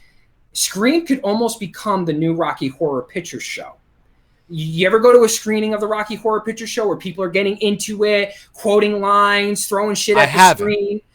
Dude, it's Rocky Horror. Seeing it in a movie theater when everyone's dressed up it's an event, and it's a lot of fucking fun. And anyone in the chat who's ever been, you know what I'm talking about. It's a good time at the theater. I can see Scream evolving to that because when I'm with my group of friends and we're watching it, we're quoting it and we're having fun with it. You know what I mean? It's one of those movies that you can quote when something's about to happen. Billy turns around. We all go a little mad sometimes. You know what I mean? Like it's those moments throughout the movie that know it's coming, that you have fun with. That I could see maybe one day Scream turning into something like that. Did the Rocky Horror Picture Show? I don't believe it did. Did it ever have a sequel? No. I think if Scream had never had a sequel, I think there would be a higher probability of that. I think that, and I'm not saying that still couldn't happen, but I think because Scream you watch it and you are self-aware that there's more to the story. There's more that happens. It doesn't, in fact, end there. So it almost feels like you watch it, but it ends prematurely, and there's more to the story. Where the Rocky Horror Picture Show, it's one and done, and you feel a sense of completion. Again, with Rocky Horror and Scream, I'm going to say the reason why I think Scream could possibly do that is when you go to a true Rocky Horror Picture showing. Like I said, everyone's dressing up, cosplaying like the characters in the film. Every character. Wow. And like I said, they get real into it. And I can see people dressing up as Ghostface, girls dressing up like Nev's character, and dressing in those 90s style clothes. They could turn it into almost like an event type thing where once a year they're going to feature just the original Scream in theater. And like I said, with everybody quoting lines, because you're talking about a movie that's 23 years old. You've seen it. So if I'm going into a theater where I know it's like a Rocky Horror Picture Show type of event, then I'm not going to be upset with people being engaging with the movie because it's a movie that I've seen enough now that, this is kind of the whole part of sense. Yep. The fun of it. So I'm not saying it will happen to that, but I could see it. I could see something like that happening because of just how fun this movie is. And that is why I watch this movie at least 2 or 3 times every year and since it's come out without a beat. I thought it was 2 or 3 times a day you watch that thing. I mean, can you imagine? I love it, but not that much. He's got it on right now in the back. No, I agree with you. I mean, no, but I did listen to the soundtrack today early this morning while I was editing client stuff. By the way, I don't know if other people know this or not, but if you listen to the score of Scream, the original score, it's the same score in Halloween H2O. Yeah. Now okay. Talk about H2O laziness. I mean, the CGI was the mask CGI is lazy. ripping off Scream's score is just like, it adds to that much more of the laziness of H2O and why that film is just not aging well at all. Now, I've heard this. What piece of music are they referring to? Okay, so the dramatic music at the end of Scream, and the orchestra's going, and everything, it's all dramatic and whatnot. It's the same fucking music at the end of Halloween, or it's I think it's when Jamie is trying to get into, Jamie Lee Curtis, is trying to get into the car and start it up. It's that orchestra dramatic music. It's the same fucking music. All right. Like, what the fuck? Are there videos? No, you can just watch it. Watch both movies. No, I know, but is there a video on YouTube that I can easily access that has like a side-by-side comparison? I don't know, but if you know the music and you hear I don't off by heart because I don't give a fuck about H2O. So, dude, that movie is becoming like, it's crazy to think, because I remember when H2O came out during the run of Scream, the original Scream, it came out 2 years later. It was okay. It was good. But as I get older in life, and start to realize, like, yeah, the shit that I liked as a kid, I'm not like it. It's like I've said, as a kid, Danielle Harris was my everything. But as an adult, I lean a little bit towards more Amy Steele and Neve Campbell and Heather Langenkamp, because I start to realize, like, shit, those are pretty good actresses. You know what I mean? Like, not taking anything away from Danielle, but you start to, your taste change. And that's what happened with me with H2O as I get older, and I look at a lot of the things that I'm like, God damn, like, y'all get on Halloween 4's mask bullshit. I mean, can we stop and like take a moment and go, what about the fuck H2O did, and the stupid CGI and the fact that they literally rip off another movie's soundtrack? It's like, what the fuck? Oh, I had heard about the music thing, but I never had taken the time to actually look into it. So now that I know which section it is, I will look into it and see if I hear it. So that'll be fun to watch. But I will say, and they have it on the vinyl soundtrack here, one of my favorites is the slow version when Billy and Nev are making out of Fear the Reaper. That slow version of Fear the Reaper. Right. It's on the vinyl soundtrack. That was a hard find for me, because I kept looking for that, because I really liked that version. I like the original Blue Oyster Club, I think is the original. Blue Oyster, yeah. Yeah, that did it. And that was another, obviously, Halloween wink nod, that because Carpenter had it in Halloween. Well, even Billy Loomis, I mean, the slow version of it, I was like, man, that's a really good version of it, and I couldn't find it digitally. I couldn't get it on CD. When they released the vinyl, I was like, fuck, finally. Right. But yeah, I love this movie. I really do. It's definitely, it's a good movie. As far as like when we're talking just the horror genre, it is without a doubt my, in my top 4 favorites. If you go into watching Scream, expecting some sort of, I don't know, a moving experience, I think you'll be, gravely disappointed. It's a spoof film. I watch Scream like I watch The Naked Gun, and that's a compliment. Absolutely. I mean that sincerely as a compliment. I'm not saying it's as spoofy as The Naked Gun. I'm not saying that it is as satirical as The Naked Gun. I'm just saying that, again, there's that shtick and that gimmick that is part of its DNA that is fun to watch it, make fun of itself. And it's like these characters are trapped in a real life horror movie, and they're self-aware that it's like a horror. Like, the only thing missing is somebody turning to the camera and going, fuck, this is a hell of a movie, isn't it? That's the only thing basically missing. You know what I mean? Because they're so self-aware of what's going on. It's not only so self-aware, but it doesn't get any more meta than your director making a cameo dressed as one of the iconic characters that he created in horror as Fred. Right. That's one of my favorite cameos. Yes, I forgot about that. No offense to the Marvel fans out there who love Stan Lee, but I got to tell you, Wes Craven's cameo is one of my favorite cameos of all time. As him dressed as Freddy Krueger, and he's called Fred. And in the font of all people says, "Hey, Fred." Right. No, exactly. Movie Chat and More says it was not intended to be a spoof. It was intended to be a spoof. You don't understand what spoof means then. When I say spoof, I'm not talking about Spaceballs spoof.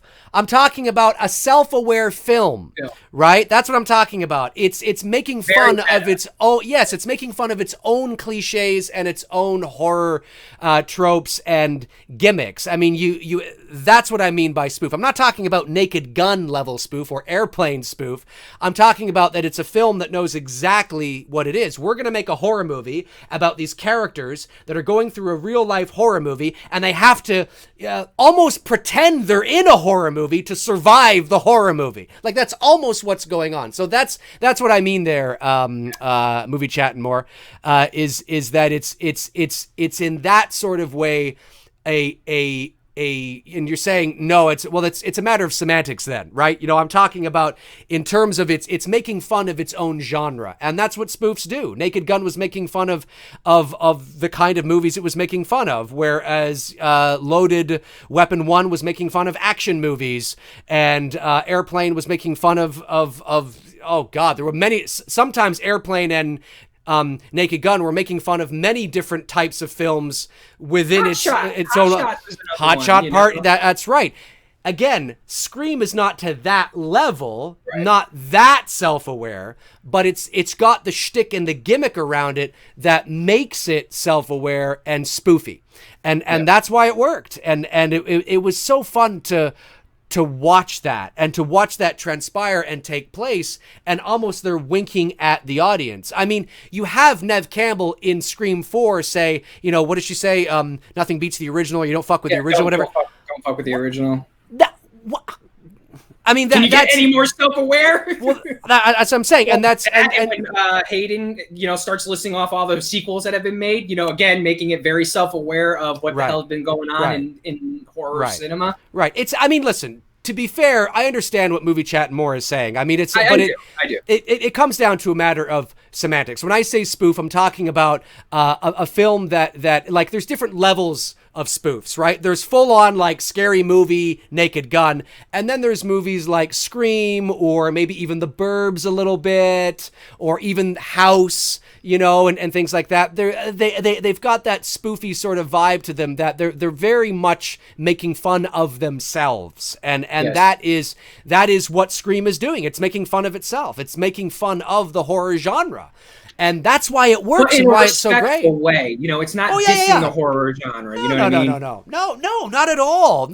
That's why people love it. That's why people like, a lot of people in the chat room love it so much is because of that self-aware, because of that wink to the audience that is happening. I mean, you have, like you said, Wes Craven dressed up in a Freddy Krueger sweater named Fred as the janitor.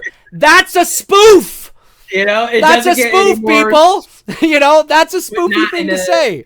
In a negative way, you know. I think no, not at all. But that's something you would that is a certain thing you would see in like a Naked Gun or a Hot Shots or something, right? So that's what I mean by there's those elements of it there that make it spoofy, and so yes, there is an element, I believe, to Scream that you could classify it as not to that degree, but certainly it's there. It's a very self-aware film, and it's fun to watch. But I don't think...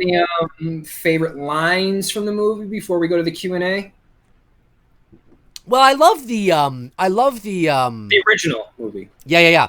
I love. I just have Matthew Lillard in my head, you know, going, all right, I'm just gonna go and I'll be right back. Like I just have his face, and and then you get Jamie Kennedy like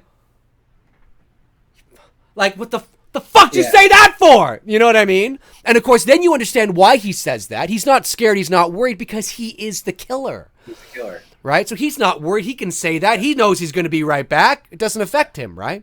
Which is why those lines and... When they talk about the rules, right? Randy gives the rules. You can't have sex. You can't do drugs. You can't say, I'll be right back. The reason why Neve survives is because Neve slept with the killer.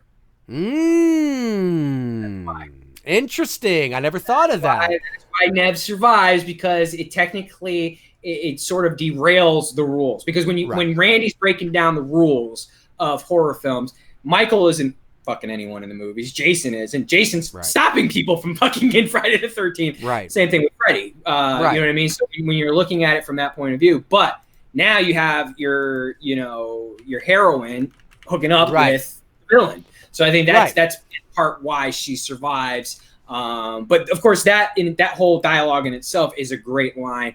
I think there's just so many great memes, however that fucking word is pronounced, memes, whatever. Right. That, like, for example, I have with a straight fucking face. This was a while back with my ex-girlfriend, and she was acting kooky one night. Right. With a straight face, I looked at her. I said, The Exorcist was on, and it had me thinking of you. Nuts. Okay, I don't go into the full dialogue of what Billy says. Afterwards he goes into the whole sex PG. Right. But there's that line. There's the Drew Barrymore line, and when she's answering the question, what's the killer's name in Friday the 13th? Jason Voorhees, and I've seen that movie umpteen times, and then he gives the answer. Right. Of course, there's Randy's moment there in the store prior to him saying everybody's a suspect, where he says, in fact, that was on my recent post here. I'll quote it exactly. It's another great fucking line of the movie, and that is, there's always some stupid bullshit reason to kill your girlfriend. That's the beauty of it all. That's a good line. It's another fucking great line. And that is a good line. Matthew Lillard, I'll be right back. Or when Billy says, movies don't create psychos, movies make psychos more creative. Right. So many good lines in this movie. Yeah, there are. I forgot about that line. That is a good line. That is a very good line. I forgot about that one. That's good. I like that. Well, because me and my buddy Devin and a couple other, we'll shout the lines to each other. That from that movie, even if we're not watching it. We'll like if he hits me with something, open your window and just shout it. Right, he'll he'll fucking hit me with a whatever, and I'll use it in Stu's voice. You hit me with a whatever, dick. Right. You know what I mean? Like, so it's such a pop culture movie, and the lines. I mean, it's not just like one line. You could literally quote that whole movie, and people are going to know what you're referencing. That's what makes that movie great. Right. Yeah. No, I understand. And I agree. All right, should we head over to the chat room and see what's going on in the old chat room, ladies and gentlemen? By the way, did you hear? I don't know. This is breaking news, and breaking news for Halloween fans out there. Bob's glasses, the glasses that Bob wore in the 1978 Halloween film, they will be also returning in Halloween Kills. Are you being serious, or are you kidding? No, I'm kidding, because of the fact of they're bringing everybody back to this. Like, now when I saw they're resurrecting the nurse who was killed off in H2O, and she's coming back now. And she didn't. Well, because H2O doesn't exist, technically, there's no. Right, exactly. I mean, it's reaching to the point where everybody's coming back, and we're gonna get a hologram of Dr. Lewis. Right. Yes. No, yeah. Here it comes. All right, there we go. We are ready to go to the chat room, ladies and gentlemen. Heading to the chat room. Super chat from Aaron Moody. Thank you, Aaron.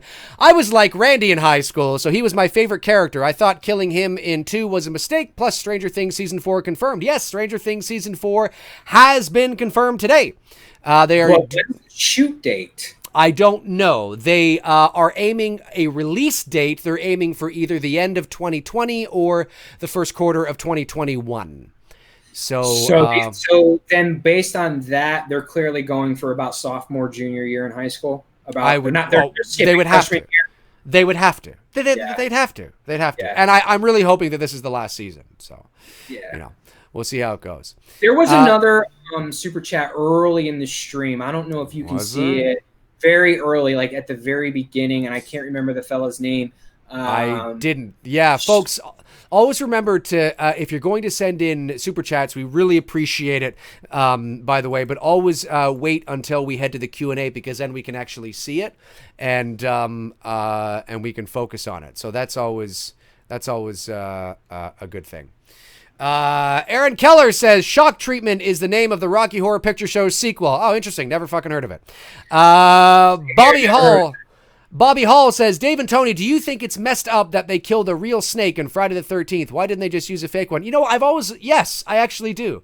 I actually think that was completely unnecessary. And don't get me wrong, I'm not some wild, crazy, although I am against animal cruelty. I mean, who isn't? Sure. And I understand that, I have a cat and you have a dog, as well. Yep.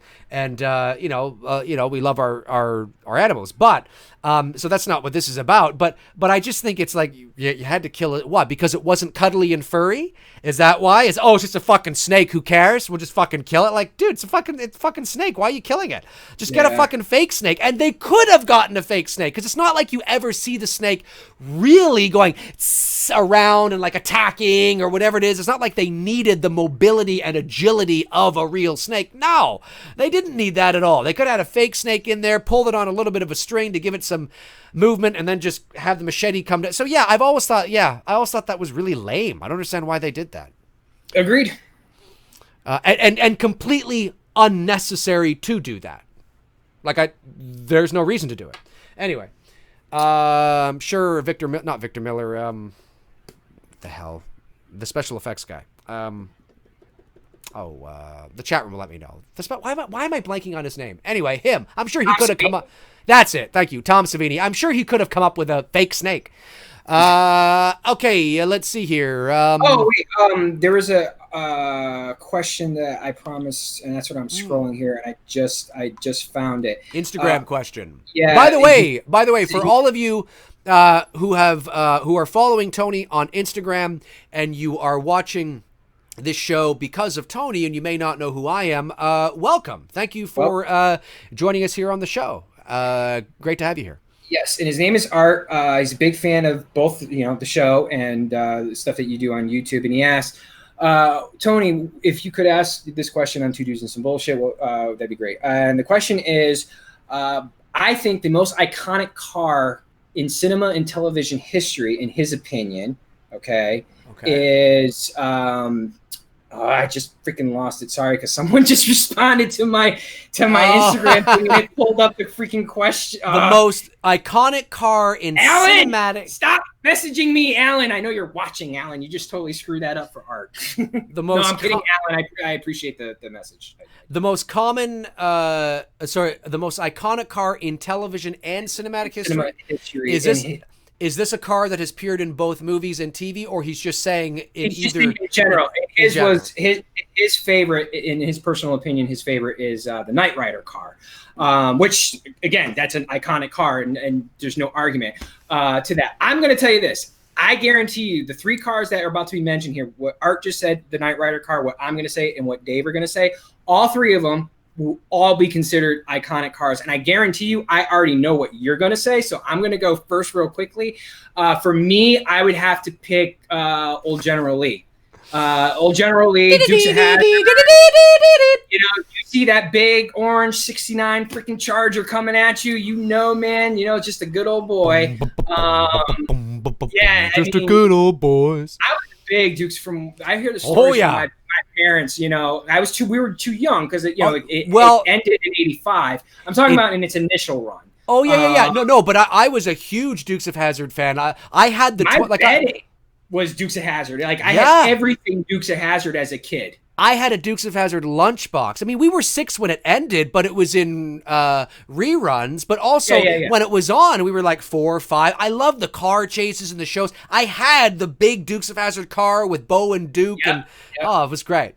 So and that's, in my opinion, I would go with that. Knight Rider is a great car. Obviously, you see that red light, but I have a gut feeling. I was going to go the other route, but I know how much of a fan you are of this director, and I know how much of a fan you are of the movie. I'm going to give it to you because I'm pretty confident. I'll be stunned if you don't say what I think you're going to say. Well, the question is, what would I consider the most iconic car in movie and cinematic history? Or TV. Either or. So car, not just... Car, just the car in general. Singular, not plural. Okay, well, I was a big Dukes of Hazzard fan as well, and I was a huge Knight Rider fan. Love Knight Rider. I even had, when I was a kid, I had those kid bikes that was like a Knight Rider. It was like a bike, but like you know how you sit down. It's not a bike, but it's like a 4-wheel bike or whatever. And you sit down. Yeah. And it was it was like Knight Rider. You know, it had little like, you know, windshield and shit. It was great. I had that. I would say it's hard, but most iconic car. I'm stunned that you're not even that this didn't come faster from you. Well, no, I mean, look, I mean, instinctually, I want to say the DeLorean from Back to the Future. That's what I thought you were going to say. Because I think the reason for that is because of the way that it's embedded. It's like both Dukes of Hazzard and Knight Rider are television, right, and Back to the Future is movies, and the degree for which. Too. They did Dukes of Hazzard movies. Yeah, well, they did. Well, yeah. Yeah. No. Well, they did the shitty one from 2005, but they did do like TV movies and things like that. But I mean, like the way Back to the Future just entered the pop culture. You could make the argument that it is more Well. No, it is, because really, when you think of movies now, when you're talking the silver screen versus the TV, yeah, the only other popular car I could have thought of was the Ghostbusters car, or the '67, the '67 Shelby from Gone in 60 Seconds. But I don't think people would recognize that the Eleanor car, the Shelby Mustang, like you just mentioned, Ecto 1 Ghostbusters car. Obviously, that's you know, the DeLorean. You could make an argument the Adam West Batmobile from the 60s TV series. Oh, yes, hugely iconic. Probably the most popular Batmobile of all. You know, I would say, I would argue to say that. I'm not saying that the Michael Keaton first one isn't popular, but of all of them, the Adam West 60s Batmobile for sure is up there as far as iconic cars that have been portrayed on television, movie, whatever. Do you know that I think, to be honest with you, even though the DeLorean is hugely popular and it's recognizable, I don't know if you were to show that car to the average person on the street, there'd be a lot of people that would get it, but I think there would be more people, even younger people, that would get the 60s Batman car. Yeah. I do.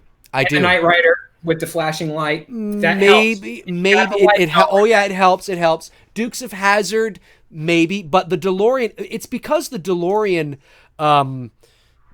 it has a specific look, obviously, but there's no specific markings to it, you know, that can help. And I don't know. I mean, it's hard to say. The Knight Rider car is a great choice that your follower there chose.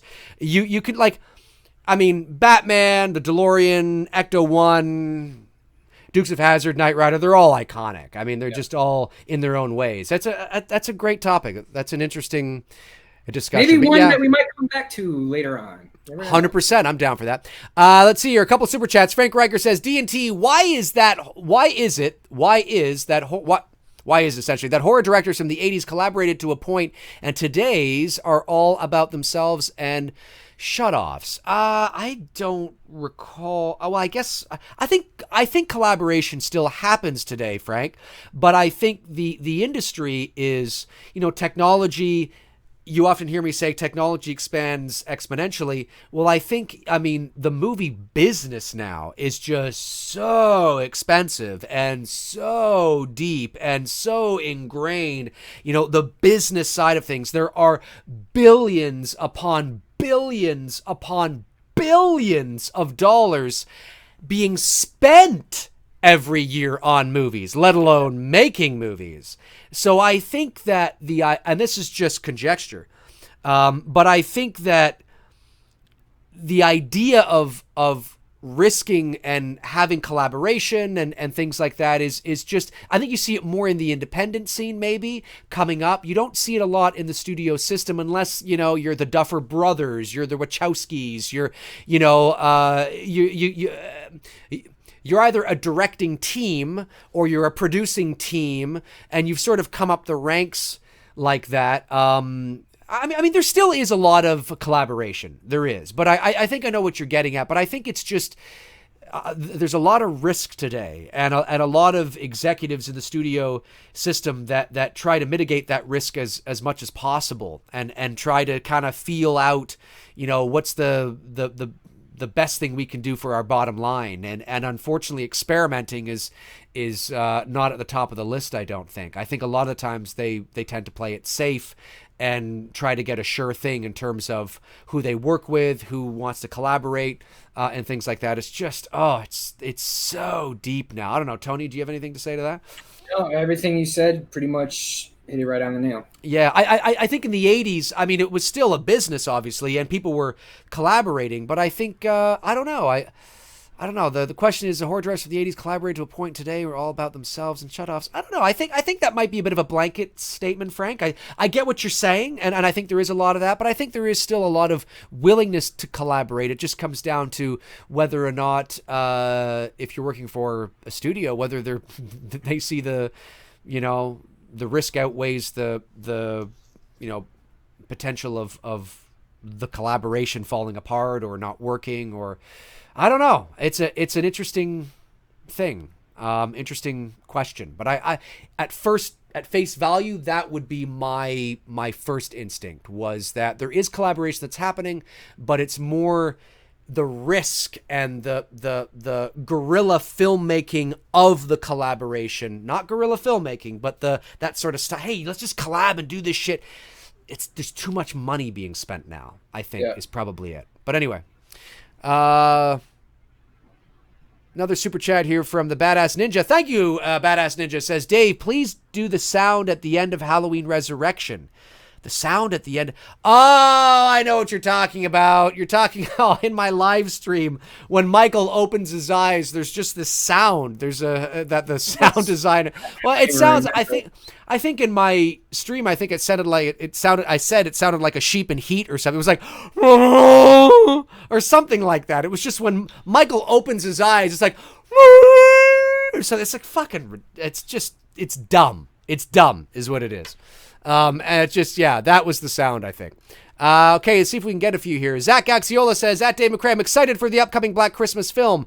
Not to the garbage remake. I mean, the real upcoming Christmas film. Your fan film's gonna rock. I'm hyped as hell. P.S. Rest in peace, Sid Haig. Yes, he died last week. That sucks with, I'm glad he was able to complete this last movie with Rob Zombie, and I actually enjoyed 3 from Hell. I liked it. I'm not gonna spoil it or anything or talk about it. It was good. It was solid, but it adds that much more weight knowing that Sid passed away. Sure. And thank you, Zach, for the support for the It's Me, Billy fan film. Yes, Bruce and I are nearly completed the first draft of the script.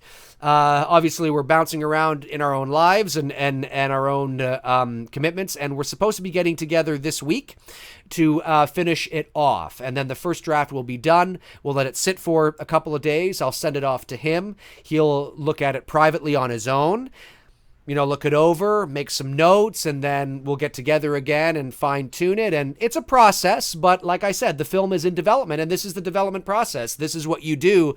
Even with short films, you work on them, you fine-tune them, and get to a point where you feel like, okay, now we need to take it to the next level, and that next level will be launching an Indiegogo campaign and trying to raise funds for making that movie. And hopefully we can raise the funds that we're going to need. It's not going to cost it's not like a $500,000 picture or anything like that, but it'll probably end up costing about $20,000 or $30,000, and hopefully we can raise that much. And because it costs a lot of money to make even short films, even renting locations renting a location could cost us $2,000 a day. Yeah. Could do it. That's why people keep asking me, like, on Instagram, dude, why don't you do fan films and turn your pictures in? Like, you don't understand the cost of what that shit. That's not cheap. It's easier for me to dress up a dude and take a picture, versus 100%. Shooting an actual movie. And rightly so. Like, you have to remember that when you're independent filmmakers and you're not backed by a studio, you have to raise the money on your own. And in a lot of cases, when you are shooting on location and not in a studio, you have to, you're paying money to use what whatever property or space that you're using. Now, there are platforms and avenues that being attached to the industry in the ways that we are, that I know how to look for those things, but it's still going to cost money. And if we want to shoot at, if we are writing a script that requires this nice house on this nice lot, because that's what, well, we got to go find that. And then we find the house and they might say, great, well, that's going to be $2,000 a day, let's say, and say it's a 3-day shoot. Well, that's $6,000 just for the location. That doesn't, not counting paying whatever. It doesn't count the renting of equipment, doesn't count craft services, doesn't count the crew, nothing. That's just location. You know what I mean?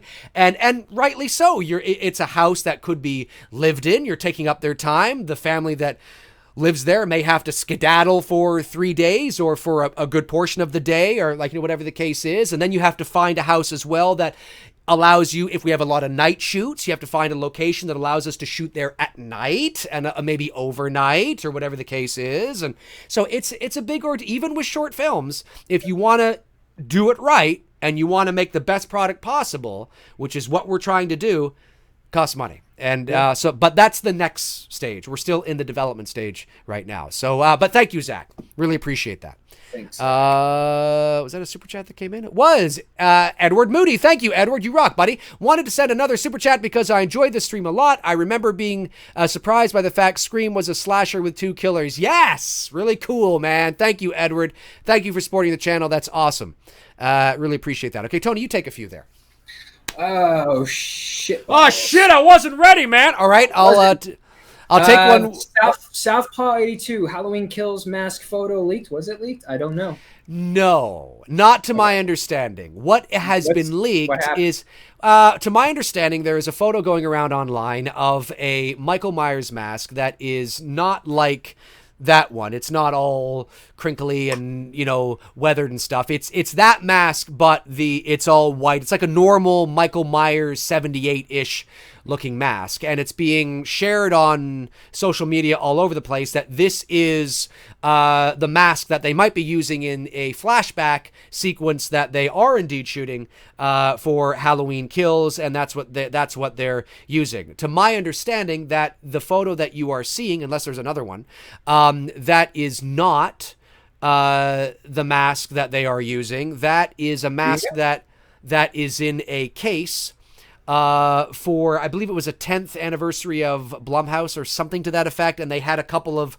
Michael Myers masks in a case that they were showcasing at some event or something like that. I'm paraphrasing the details. And Christopher Nelson himself, the guy who created the new Michael Myers mask, I believe has since taken to social media and said, yeah, no, that has nothing to do with what's happening with Halloween Kills. So unless there's another mask you're talking about, I don't believe that is the mask.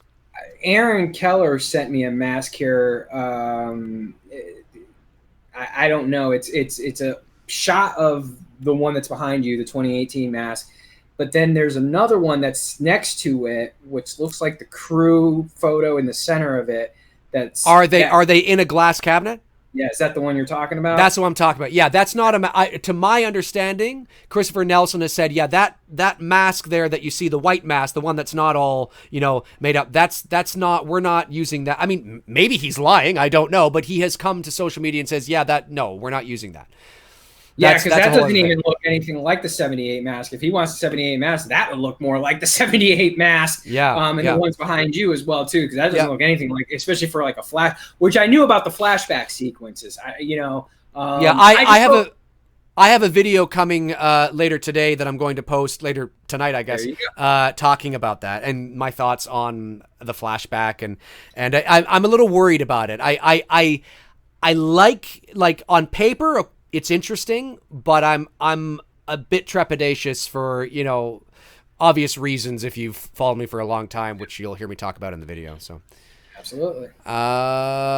Super chat from a couple of them came in here. Chris Baber, super chat just to the channel. Chris, you rock. Chris Baber, folks. Awesome. Chris, man, I haven't seen Chris in forever. Yeah, he's a busy dude. He's a busy dude. Southpaw 82 Super Chat says, will we ever see these horror icons cross over again? Any versus films? I hope so. I'm not a big fan of the versus film, so I couldn't care less. But Tony, what about you? Well, that piggybacks off of Laura Wilson's question. She asked who would win, Jason versus Michael. Neither. I would win. No, I mean, in the fun of it, in the spirit of it, in the lightheartedness of it, really the only Jason that I would pair up against Michael would be Jason from Part 2 versus Nick Castle's Michael from Part 1. That's a pretty even match. If they were to go, toe to toe with each other, it'd be a good throwdown. You start getting into Jason from 3 on, and you do Michael from the original Jason White before with him, because just the size alone and just sheer strength and willpower he would overpower him. You get older into the series with Michael, I still think Jason would probably win. And again, we're doing this in the lighthearted funness of it. Yes. But if you really wanted to go full blown WWF/E with it, you would probably want to see the Rob Zombie, Tyler, Michael Myers versus the Derek Mears Friday the 13th, because those are just two big ass dudes that would be the ideal matchup that you would want to see in the fun of it. And in that case, all bets are off. I don't know who would win, because they're both pretty big motherfuckers. Yeah, I'm not a big fan of the versus films. I don't know. I like my villains, or my those guys living in their own sort of universes. I just think it kind of, in my opinion, I like it's on paper and at face value. Yeah, it's fun to watch. I mean, it's entertaining, but I just don't like. I don't know. I think it devalues a lot of the series, and it waters shit down. It's too comical. Like there's no. I just don't see any reality where Michael and Jason would exist in the same universe. Like I just think it's just silly in my opinion. But where it works is, and I've been on this kick here of lately watching the old 1930s monster movies. In fact, that was one of the other things I started on Instagram stories. I've committed. I'm a month into it now. One horror movie a day for 365 days. I'm gonna watch one film a day, even if it's at night. Like from now until next year, next September. I'm watching. I actually in my arsenal, if I wanted to, I could go for about 2.5 years straight every day. That's how many horror movies I own. If I wanted to. Oh yeah, I could do that too. Yeah. I just have no desire to. But I decided, you know what, for the fun of it, why not? So I last week I went in this whole. I watched the Karloff trilogy of Frankenstein. His 3 Frankenstein films, where he plays the scientist in the House of Frankenstein. Right. But the movie where it works is like Frankenstein meets the Wolfman, the old Bela Lugosi, Lon Chaney Jr. movie. It works in that type of atmosphere. Dracula. Sure. Frankenstein. That's where you can do those crossovers, and it kind of blends together. It goes together. It doesn't get campy. It doesn't, it doesn't cheapen the story like you were just talking about with Freddy, Michael, and Jason. In fact, you know what's crazy? In watching a lot of these old films, I didn't realize Bela Lugosi. And Boris Karloff. Boris Karloff is, he's just a goat when it comes to how we talk about the Mount Rushmore of horror. Well, Bela Lugosi, Boris Karloff, and Lon Chaney Jr. are above that in their own fucking legends category. Yeah, well, that's a different era, right? Oh, so I mean, yeah. But Bela, he was Igor in Son of Frankenstein, which is obviously everyone knows that was the inspiration for Mel Brooks's Gene Wilder's Dr. Frankenstein movie. I don't know if many people knew that, but he's Igor in that. He's Dracula. Right. We obviously know that. He's Frankenstein in Frankenstein Meets the Wolfman, which is the only thing that I don't like about that particular movie, is because I wish Karloff had come back to do it. I would have loved to, because Karloff, man, when he is the definitive Frankenstein. And 100%. Next would be, I would give that to Fred Gwynne from the Munsters. I did like Fred Gwynne's look as Frankenstein, but the true definitive will always be Boris Karloff. Oh, 100%. But I started going through. I was like, fuck, I didn't realize Bela Lugosi. I mean, I knew, but I had forgotten that he had done a lot of these. He'd done more than just Dracula. He was a big part of the horror genre going back then, even into like some of the silent stuff that was coming out, initially around the Nosferatu time. So right, yes. We need to do a show on some of those. I would be down for that. Yeah, I'd be totally down. I'd have to brush up on some of those films, but I'd be down for that. 100%, man. Let's see here. A couple super chats came in, but let's get to a couple of them that are not. Let's see here. Undertaker Punk says Scream 3 kind of ruined Scream 1 for me, with the whole Roman made Billy and Stu kids about it. Scream the field. Yeah, no, exactly. It feels like it cheapened the original, and it feels like it just ran out of steam. It feels like, oh, so that's what's going on. It feels like it was just a lame way to end the trilogy. I didn't particularly like it. So sure. Let's see here. Laura Wilson says, "Hey, Dave and Tony, what are your favorite quotes from Scream 1? Oh, we just talked about that, Laura. We just talked about that. Yeah, some of mine are certainly, I guess, just sort of the opening. It's not really quoting it, but I love the nuanced sort of approach that the Scream voice has in the beginning of the movie. I know it's not a quote, but of course I love, I'll be right back. I just think it's, hilarious. And then the one you talked about how the Psycho, about how, horror movies don't make psychos, they just make psychos more creative. I love that one as well. So I gotta go with the classic. Give me the phone, Dick. You hit me with the phone, Dick! Oh, it's such a great improvised line. Imagine if I had frozen right there. You hit me with the... Is he frozen? No. Movie chat and more. He says, I have to say Christopher Lee is a great Dracula. Dracula Risen from the Grave. That's a great movie. He's also a really good Frankenstein, too, if you guys haven't seen... Curse of Frankenstein. That's him and Peter Cushing, two Star Wars alums. Oh yes. That's really good. I like where movie chat and more is coming from. That he's bang on. Christopher Lee. Oh, brilliant. Yep. Brilliant. Absolutely brilliant. Yeah, we got to talk off screen about how we're gonna, because there's so much we can do in that era of 100%. horror films. 100%. Tony Spicali. Am I saying that right? Spicali. Yeah. I think I'm saying that right. It almost sounds like the actor. He just says, "Don't worry about pronouncing my last name. I just love your channel." I love it. I fucking love that he knew we were gonna have trouble pronouncing it. Spicali, ali. All right, hey Tony, you rock, buddy. Thanks, man. Much appreciated. Another super chat, Chris Baber, very generous, Chris. Thank you so much. You rock, buddy. Hitting Monster Mania 44 this weekend. Scream actors and Castle and Courtney will be there. You'll both receive a gift. Oh, well, very kind of you. Thank you so much. Chris is a great supporter of the channel. Loves what we do here. Chris is awesome. Thanks, Chris. You rock, man. Awesome stuff. I can't wait to see what that's going to be about. Woo! All right. I'm all excited. I'm pumped now. Let's see here. Scott Mariano says, Tony. His nipples are hard. Yes. Scott Mariano. Yes, Mariano. I think I'm saying that right. Tony, what did you think about Mickey's motive in Scream 2? Basically saying he's going to blame the movies and wants to get caught. His reveal surprised me the most out of all the movies. Tony, take her away. I hated it. That's it. I mean, I didn't like it. I just thought it was to blame. Okay, so you go from don't blaming the movies to blaming the movies. Right. You know what I mean? And that's what I didn't like. That was part two? That was part two. That was part two. Yeah, so you go from, part one, don't blame the movies, and now part two, we're blaming the movies and using that. Like, I just felt like it falls flat for me. It's a great question. Your question is a great question, but as far as the payoff on that with Mickey's character, Pretty Boy there, yeah. I vaguely remember that, and it's sort of coming back to me, and yeah.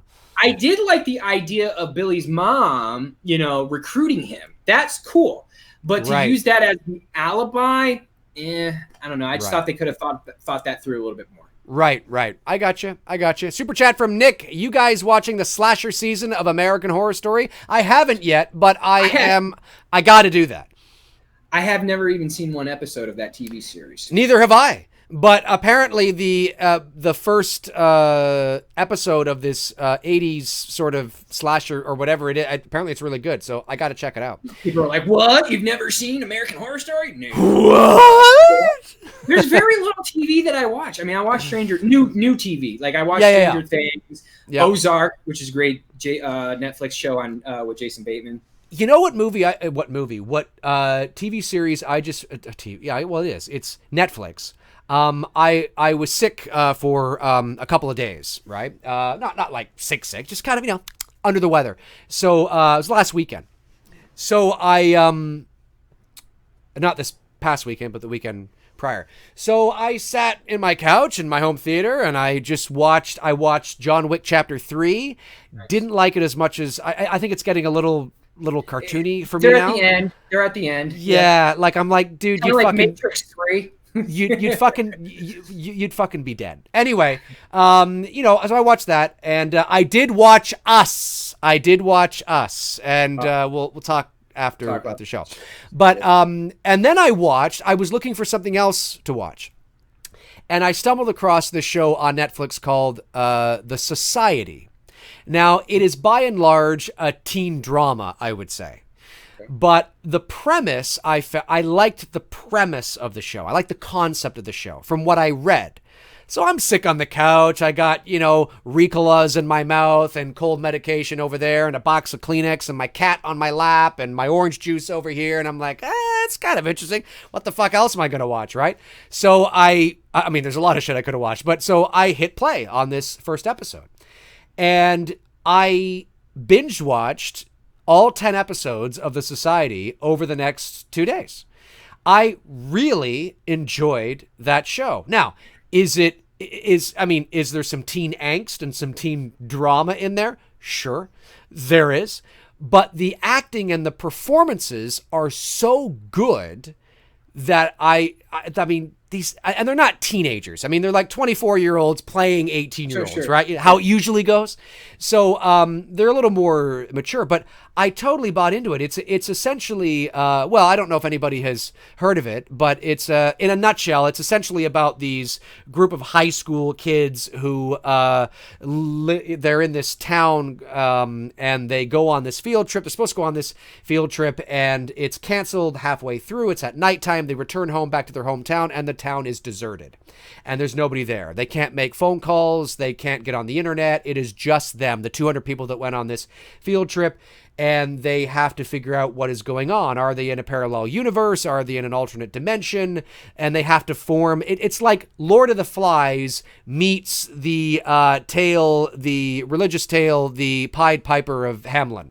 And so there's a religious undertone to it, but it's not a religious show per se. It almost sounds like that show Supernatural.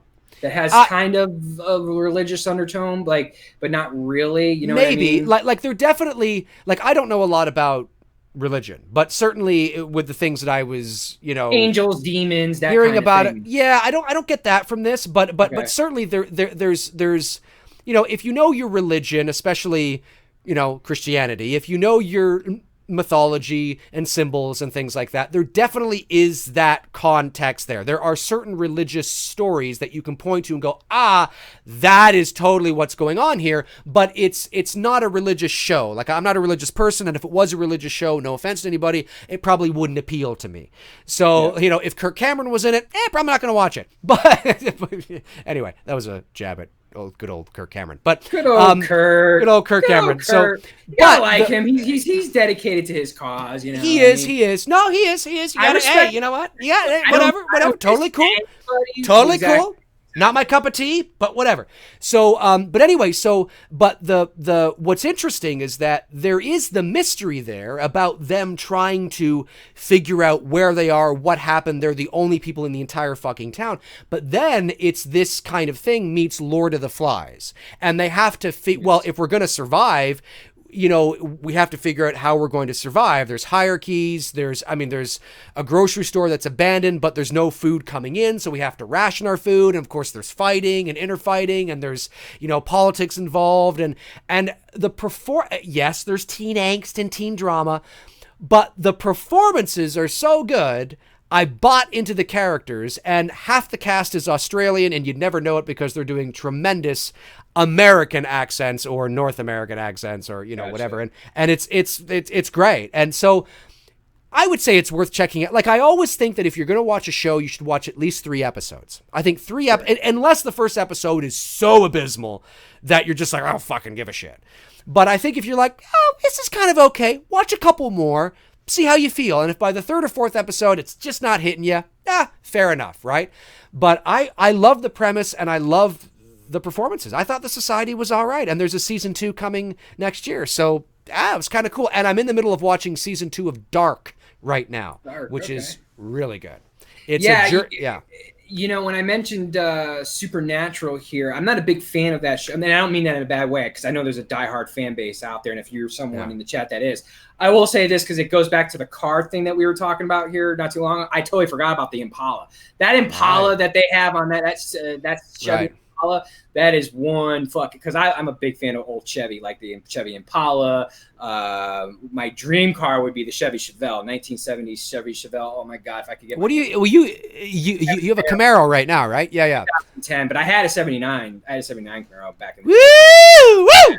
I wish I still had that bad boy. I do. God, I wish I had it. But the Impala that they have on Supernatural, that's a very, very beautiful car, and it has become somewhat iconic if you are a fan of that, and you see it's just an Impala, a black Impala on the road. You go, oh yeah, the Supernatural car. But cool. As far as the TV shows go, the only other modern show that I watch currently besides Stranger Things and Ozark would be The Ranch with Ashton Kutcher. Oh yeah. It's a decent, country show. Sure. But yeah, well, you got your fucking hat on there. You're ready to go. Ready to go. Cool stuff. I forget how we got on that, but anyway. Let me see here. Super chat from Chris Baber. Chris, you're rocking it, buddy. You're rocking it. Tony, can Florida State take down Clemson next week? God, no. Oh, I wish. Clemson's one of the best teams in the country right now, and we're rebuilding. So no, I mean we've got a lot of good things coming. Appreciate the question though, Chris, very much. That's definitely a question for you because I'm not. Is that college football? College football. Yeah. See, FSU, we're not even ranked, so we're gonna that's gonna be a long afternoon for us. That's awesome. Franklin Stein says, "Do you think Tim Burton could have made a good Dark Universe movie since he did a great job with Sleepy Hollow and bring the Hammer film style back in that film?" Love the question, Franklin. Love me some Hammer films. I would say that look, Tim Burton's experience. He's a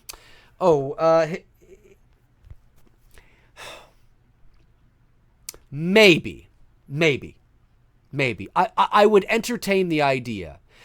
Tim Burton obviously has a very specific style because of his experience as he was what the fuck was he?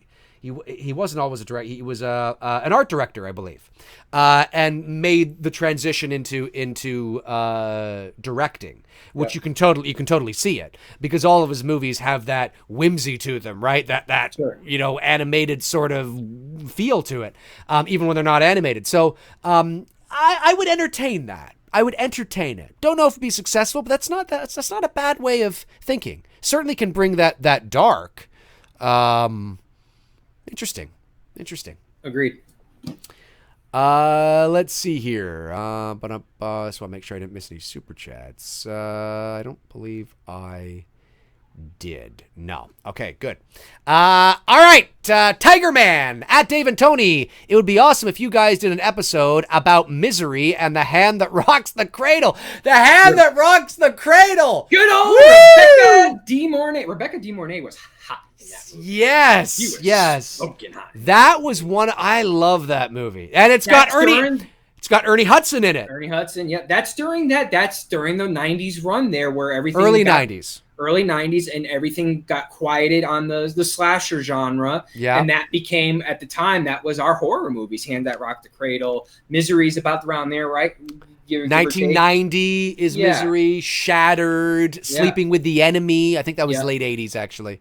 Yeah. But that's in that time frame of that style of horror thriller type. That's right. That's a good movie. That's a good flick. I have it on DVD. Yeah. I Good do. old Rebecca. Yeah, and then it's revealed, oh, she's using the breast pump. Oh my God. Love that fucking movie. The other movie you mentioned here, Sleeping with the Enemy, that's a good flick too. That is a good flick. Really good. Now that's a movie that you could remake today. That's Julia in her heyday. Well, I think that might. What year is that? Let me just see. Close to Pretty Woman. It's within the Pretty Woman time frame. Yeah. Oh, yes, it is. I think it's before. Sleeping with the Enemy is no. Oh, okay. It's 91, so it's just after Pretty Woman. Right. Yeah. Right. I thought it was 89, but yeah. So 91. Hand That Rocks the Cradle, I think, is 91 too. Hand That Rock, was that 91 or 92? 92. Hand That Rocks the Cradle is 92. Yeah. And then Shattered. I think that's 91 too. That was a good movie too. Shattered. 1991. Yeah. Yeah. There was a string of those movies around there. Cool stuff. All right, we'll go for a few more minutes here. Are you okay to go a few more minutes, or? Sure can. All right, let's do it. A few more minutes here. See if we can get some. Okay, let's see here. Yeah, we weren't on for the last couple of weeks, so we'll give you guys a little extra movie chat and more. Please, guys, any thoughts on why Henry Winkler wasn't credited in Scream? I don't. He wasn't credited in Scream. That would be a Henry Winkler, or Wes Craven's no longer here, but Henry Winkler wasn't credited in Scream. That's what he says. I don't know. I don't usually pay attention to the credits, to be honest. That's interesting. I didn't know that. You might be right. You might be right. I was unaware of that. His name doesn't appear in the credit. That's more than just a little short. I mean, it's a very he's not in it a lot, but he's in it enough that you would absolutely credit him. He's the fucking principal of the school. Yeah. That doesn't make any sense. I'll have to check that out. Interesting. Let's see. Mariana M. Hawk says, Dave, have been to Istanbul. Also, what do you guys think about a reboot of Jeepers Creepers? I have not been to Istanbul. That's the capital of Turkey, isn't it? I think it is. And a reboot of Jeepers Creepers. I'm okay with it, and I'll tell you why. Because, I know why. Yeah. I mean, it's because of that main big reason. And it's the main reason why he's not featured on my Instagram. I'm staying away from anything controversial and anything that has to do with. Unfortunately, we've said this many times, and I won't stay long on it. In this situation, you can't separate the art from what happened with what this dude did. It's almost impossible because of how bad it is. You know what I mean? Right. If it was something like, I don't want to, and I'm not trying to water down what Polanski did, but like I can still watch Polanski movies. You know what I mean? Like I just watched, oh my God. And I always forget that it's a Polanski film, and I'm forgetting it now. And I just watched it the other day, and I'm drawing a fucking blank on it. Rosemary's Baby? No. I was, but that is one I do watch. Oh my God. I just watched this movie the other day. What the hell, Tony? This sucks getting old. How can I literally just watched it. He just watched it the other day, ladies and gentlemen. What the fuck is going on? Let's see here. Pulling it up. It's pulling it up, not out. Get your mind out of the gutter, folks. That's what she said. Rosemary's Baby. Where are you?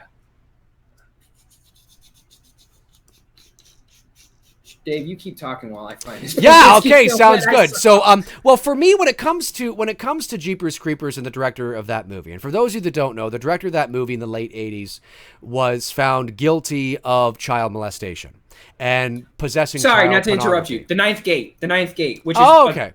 The Ninth Gate is a very one. guilty pleasure of mine. It's a Johnny Depp film. Sure. It's a good movie. It gets some shit, but that's also a Roman Polanski film. That I watched the other day, and sorry, I didn't mean to interrupt you. It was just like okay, cool. I was just wanted to say that I am somebody that I could sit down right now and watch Jeepers Creepers. I could. Really, you could? Yeah. I can't. I've tried and I can't. Yeah, I can, but it's not because I condone what he did. Obviously, I don't condone that. That's disgusting, and absolutely wrong on all levels, of course. Yeah. But you know, a good movie is a good movie, yep. And I'm not saying that I would necessarily watch it on a regular basis. I've never really been a huge fan of the Jeepers Creepers movies to begin with. Love the character though. Oh, the character's fantastic. Yeah. But I certainly can watch the movie for what it is. And you know, I mean, it's unfortunate. I think if he was in the movie, maybe it would be more difficult. He's not in the movie. I don't think he's in the movie anyway.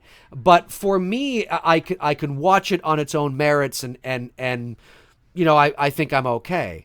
But I certainly don't condone what he did. And I also will say that having seen all 3 Jeepers Creepers movies, they get worse and worse, you know, with every film. The third one was an absolute pile of dog shit. I did watch it. And I watched it because I wanted to see how much, because of the shit that I didn't finish it, by the way. So to be fair, I watched about half of it, but it's absolute. It was an Halloween 2, Rob Zombie Halloween 2. It's an absolute dog shit. The quality, and the reason why I watched it, because I was reading up on it, and they were originally going to shoot in Vancouver here in Canada, and good on them. The casting, I don't know if it was, I believe it was the agencies had said to their actors, or put out a casting notice, like a thing across the industry in Vancouver, that just so you know, they are casting right now, and just so you know, the director of this movie is this guy, and this is what he's done. Just thought you should know that. Well, once that came out, you can imagine nobody was going to go for that movie or audition for that movie or anything. And sure enough, they had to shut down production in Vancouver and move the production to somewhere in the south, somewhere around you, and not in Atlanta necessarily, but somewhere down there.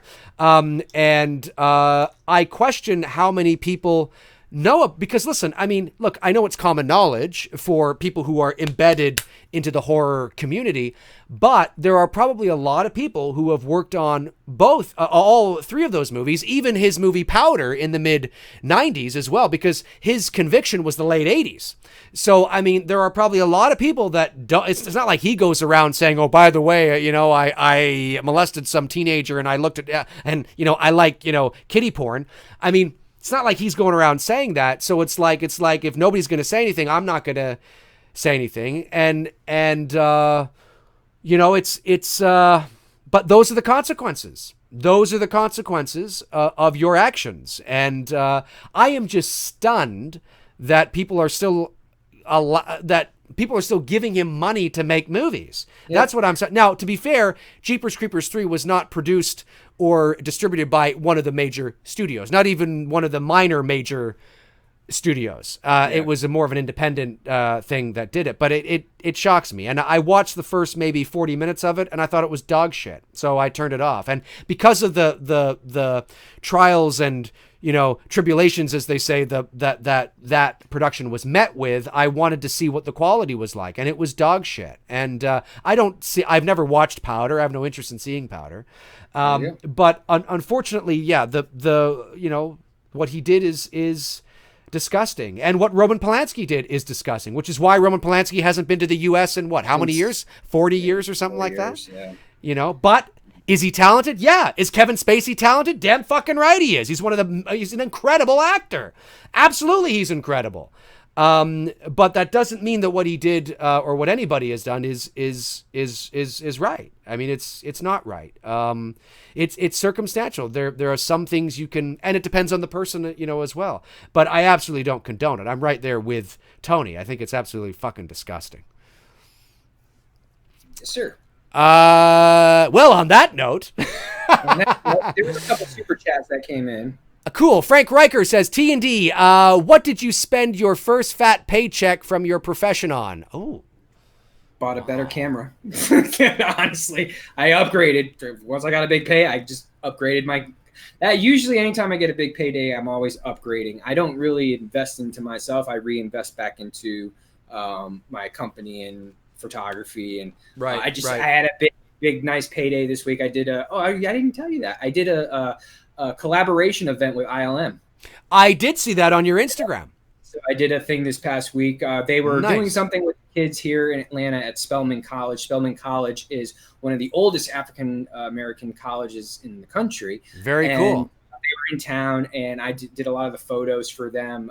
They had a lot of different speakers there. One woman she worked on the effects team with Labyrinth, Jim Henson's team, and she also worked with Spielberg. That's awesome shit. Back to the Future and stuff. So she was talking about a lot of the groundwork that they did back then of, developing the technology for what would eventually come today. And the whole point of it was a lot of things. One was to encourage minorities to, get into the industry, but to continue to push the boundaries of, technology and thinking and how far we can go to the next level and stuff. So it was a pretty good. With that payday, I got myself a new drone, which I'm very much looking forward. It's the new Mavic, the newer Mavic Pro drone. I have the new Mavic Pro 2, but there's two versions. There was two versions that came out. One was the zoom lens, which I have, where you can zoom in, and now this one was the Hasselblad lens on it, with it's like a 1-inch sensor. So that's going to be super nice. So I took that payday, and I was like, you're coming home with me. That's nice. I was just going to say, as soon as you said that lens, I was like, oh, that's nice. And I was like, you are coming home with me. So that's usually what I do. What do you do? Do you do the same thing, reinvest back into the biz? Well, yeah. I mean, I'm just trying to think. My very first big payday, I'm trying to think of what it would have been. My very first big payday probably would have been... We're going back, 15, 16, 17 years ago. Probably, maybe, I don't know, some promo I did probably or something like that. Or maybe it was Final 24. It might have been Final 24 in 2006, maybe, somewhere around there. Final 24, Final 24, what's the name of the guy? The guy that wrote... What's the name of the guy that wrote that Jim Carrey movie, Yes Man? Danny something? Is it Danny Boyd? No, it's written by Danny Wallace. Okay. Danny Wallace. So Danny Wallace wrote... He's a comedian, humorist. He wrote... it's based on a book of the same name. Danny Wallace. Anyway, there was in the mid 2000s, there was a documentary series called Final 24, and he narrated all 13 episodes of that series. And it's essentially the final 24 hours of a famous person's life. So they did John Belushi, they did Anna Nicole Smith, they did... Oh, yeah, I know what you're talking about. Tupac Shakur, things like that. Yeah. Well, in 2006, I was hired to do the American version. It's the same show. They just they remove Danny's voice, and they would put my voice on there. And it was for the Biography channel in the U.S., and I remember, but it was a selective run, because now if you try to, I think that show was on Netflix too, but it's Danny's version. If you were to try and buy it online, you'd get a DVD, it would be Danny. I don't know if the rights expired and they had to go with the original or what happened or whatever it was. But for about a year on the Biography channel from 2006 to 2007, it was me narrating. And why did they choose me? Well, the Biography channel said, well, we think that this show will be more successful here in the U.S. if there is an American-sounding voice, quote unquote, right? Even though I'm Canadian, which is ironic. But that North American, that neutral sort of North American kind of accent, right? So that was their thought process. That was their thinking. So I'm not going to turn it down. I was like, sure. It was my first big narration job. So that's what I did. I have a few copies of it. I should post it. I think I got the Tupac Shakur episode. But anyway, so that was a as you can imagine, that was a nice payday. And I was paid per episode on that. And I'm trying to think of what I did with that. I think I probably just invested in equipment. Yeah, I think at the time I bought like a new camera. Usually what we do. Yeah. I bought a new computer. That's right. I bought like a full-on state-of-the-art. Like now, that computer would be so old, but at the time, it was probably like a $4,000 or $5,000 computer, And then I bought new gear and a new microphone, all that kind of shit. So that's probably what I ended up doing that with a first big paycheck. And what I normally do with my pay is I invested sorry. Pay those bills. Bills, yeah, that helps. Travel, so it's I'm a pretty simple kind of guy. I don't usually spend frivolously or unnecessarily, but I do like to treat myself, and of course I got the Challenger as well for my 40th birthday, and just kind of. My thing with spending is this: if I want it, I'm gonna buy it, because once I check out, it won't matter. That's my philosophy. Well, 100%. Don't be stupid. You know what I mean? Like 100%. Not be stupid with it, but like that's my theory. Like if I want something, I'm gonna get it. Well, my girlfriend was funny. She said, coming up to my 40th birthday, she's like, "So are you going to get the Challenger?" And I was like, "I've always wanted a Challenger." She's like, "Well, you should just go get it." And she's so cute. She's so funny. She's like, because you're turning 40, and you don't want to be like 50 or 60 riding around the Challenger, because then it just kind of looks like you have a midlife crisis. And she's kidding, obviously, but right. but I'm like, it's kind of true. Maybe I can now, just get it, go get it. So I treated myself to it and got it, and it's great. Fucking love it. Like, I mean, there isn't a day that goes by that I'm like, I shouldn't have got this. Right. It's fun. It's fun, right? Because like you said, why not? Like, you're going to be dead eventually, right? Right. And it's like, if you want something, get it. Yeah. Well, if you can afford it, there's a saying that I've always said. Right. I've always said this. Just because and it doesn't matter what level of income you have, it doesn't matter what your job is. The question is not whether you can afford it. I mean, that is the question. But at the end of the day, it's not whether you can afford it. The question is, can I afford to afford it? Right. Because you might have the money, but then if you spend it, do you have anything left? You know what I mean? So you always got to make sure you got that nest egg, not just for yourself or your family, but that you have leeway that you can, spend on and be okay with, and that's important. You got to be smart about those things. You know what I mean? Let's see here. Chris Baber, another Chris. Chris is awesome. Chris, awesome dude. Great supporter of the channel, man. We love you, Chris. To the channel, I'm out. All right, peace, Chris. You rock, buddy.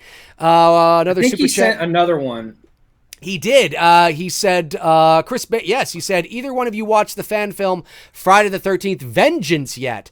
No. I have not. Have you? I've heard about it, but I haven't. I've heard it, but I haven't seen it. Yeah, haven't either. Okay, we'll take a couple more. We'll go to 9:30, so 4 more minutes here. Let's see here. Roman Tompkins says they were dumb to go back to make part 3 take place before part 2. Are you, what was the point of making an integral between a time period that was, I don't know what you're talking about. I guess you must be having a conversation. Yeah. Sorry about that, Roman. Keep rocking, buddy. Keep talking.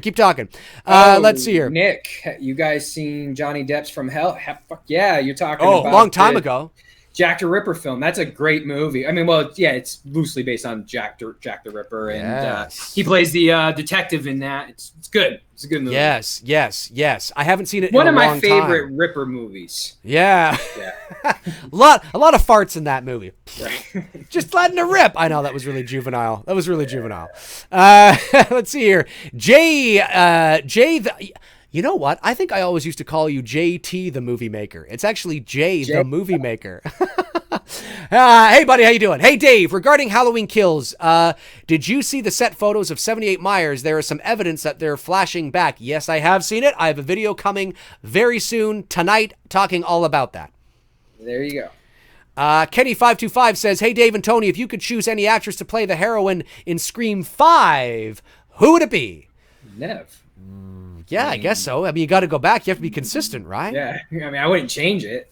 Ooh, get Nev in there, and then get Jennifer Love Hewitt in there as a Party of 5 reunion.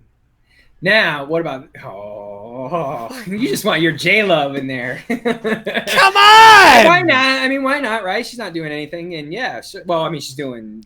Rescue 911 or something. Yes, she is. Yes, she's a 911 operator, I think. 911 operator, but yeah, that would be cool. I always thought what would be an interesting twist would be either two ways you can approach the finale of this. You could go with Dewey being the killer, and maybe being the killer all along and the mastermind behind all of this.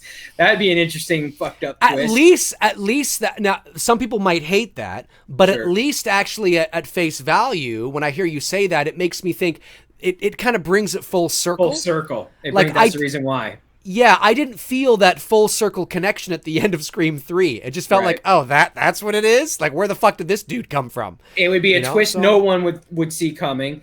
Yeah, that's true too. The other twist would be to make Nev the killer, but I don't think that'll ever happen. Nah, don't do that. Don't. Yeah. No, that's yeah. But Dewey would be an interesting plot twist. Or Courtney Cox. Or Courtney, or both. Well, I would just do Dewey. Yeah. Dewey kills Gale. Signing off, Gale. That's a great line. Time to sign off, Gale. Oh, that's a great line. That's a great line. That is a great line. Hang on. That's a great line, dude. I always felt like if you were gonna kill Gale off, that should be the line. Billy says it sort of. I put it more of an exclamation on it. He kind of draws it out a little bit in the original one. Right, exactly. Let's see here. Bobby Hall says, Dave, are you going to share the artwork you asked people to make for your Halloween sequel concept idea? No, of course.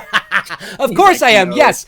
I was just waiting to get enough where I thought that people weren't going to send any more, and then I was not going to leave anybody out. I think that's sort of kind of the end of it. I've received a bunch, which is really cool. So yes, I am definitely still going to do that. And if some of you out there have listened to my concept idea and you still want to submit some artwork based on maybe your favorite scene from that concept or whatever, I'm still accepting it. Send it to me through send it to my Facebook, not my personal Facebook, but my Many Things Dave McRae Facebook, and I'll get it there. So yes, I'm still going to do it.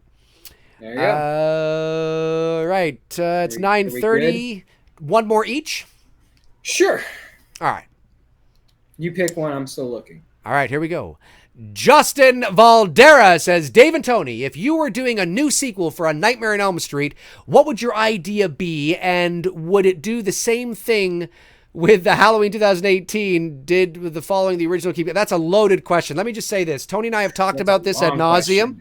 And let's just say that I think the best thing to do for A Nightmare on Elm Street is to reboot it. Yep. Because I think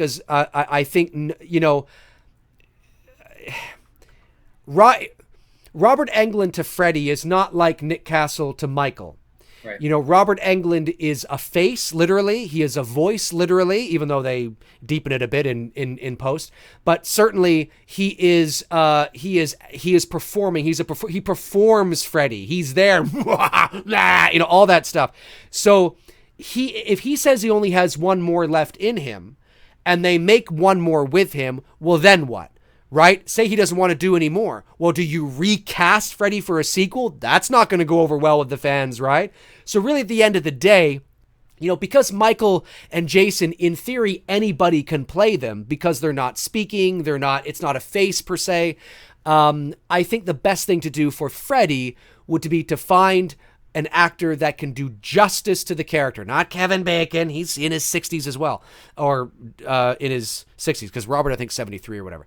But I think it's important that you find an actor that can do justice to the character and reboot the series in a small way, not a big polished blockbuster, but something small, like maybe something from A24 or something like that, like something that's just real fucking creepy and scary and can really do justice to the character and the franchise. That's what I think. The person that I always go back to this because of just, okay, look, I know I'm going to get shit for saying this, but in my opinion only, I think he plays the best Lex Luthor, and that's Michael Rosenbaum on Smallville. You take how he plays Lex Luthor, now you add another layer to that, and he's somewhat of a known, but he's also somewhat of an unknown. That's why I like the choice. It's not like a Kevin Bacon. Sure. I think he could play the character Freddy Krueger and do it well and do it justice and bring an interesting approach to it, or someone like that. Right. I'm using that as an example, as maybe for others to start maybe thinking of other people that are similar to that type of acting capability, that can get that, to bring it to that menacing type level that you need to get to with Freddy. And when you watch him, Gene Hackman's Gene Hackman. I get it. I would never debate that, but right, we got more from Michael Rosenbaum in that character of Lex than we did with Gene Hackman. With Hackman, we get him in Superman, a little bit in Superman 2, and Quest for Peace I just ignore entirely. Right. But Hackman's great in the first two. But I think as an overall live-action Lex, Michael Rosenbaum by far is the best Lex Luthor. And if you were to take that, his approach and his look, he'd be good. I'm not saying that he would knock it out of the park and replace Robert Englund, but he would be a good selection. Or like I said, somebody of that caliber, someone who's sort of known but not totally known. Interesting. All right. Okay, cool. I know the show you're talking about. I know the actor you're talking about, but I can't say that I've necessarily seen him in the role. I'm going to have to send you some clips, because there's Smallville clips on YouTube that I can find that picture that as Freddy. You know what I mean? Sure. Yeah, I'm down. Let's do it. Let's fucking do it. Michael Myers asked us, what was our favorite childhood video game? And for me, there's two. One would be Mike Tyson's Punch-Out! And I still know the code to Mike Tyson's Punch-Out!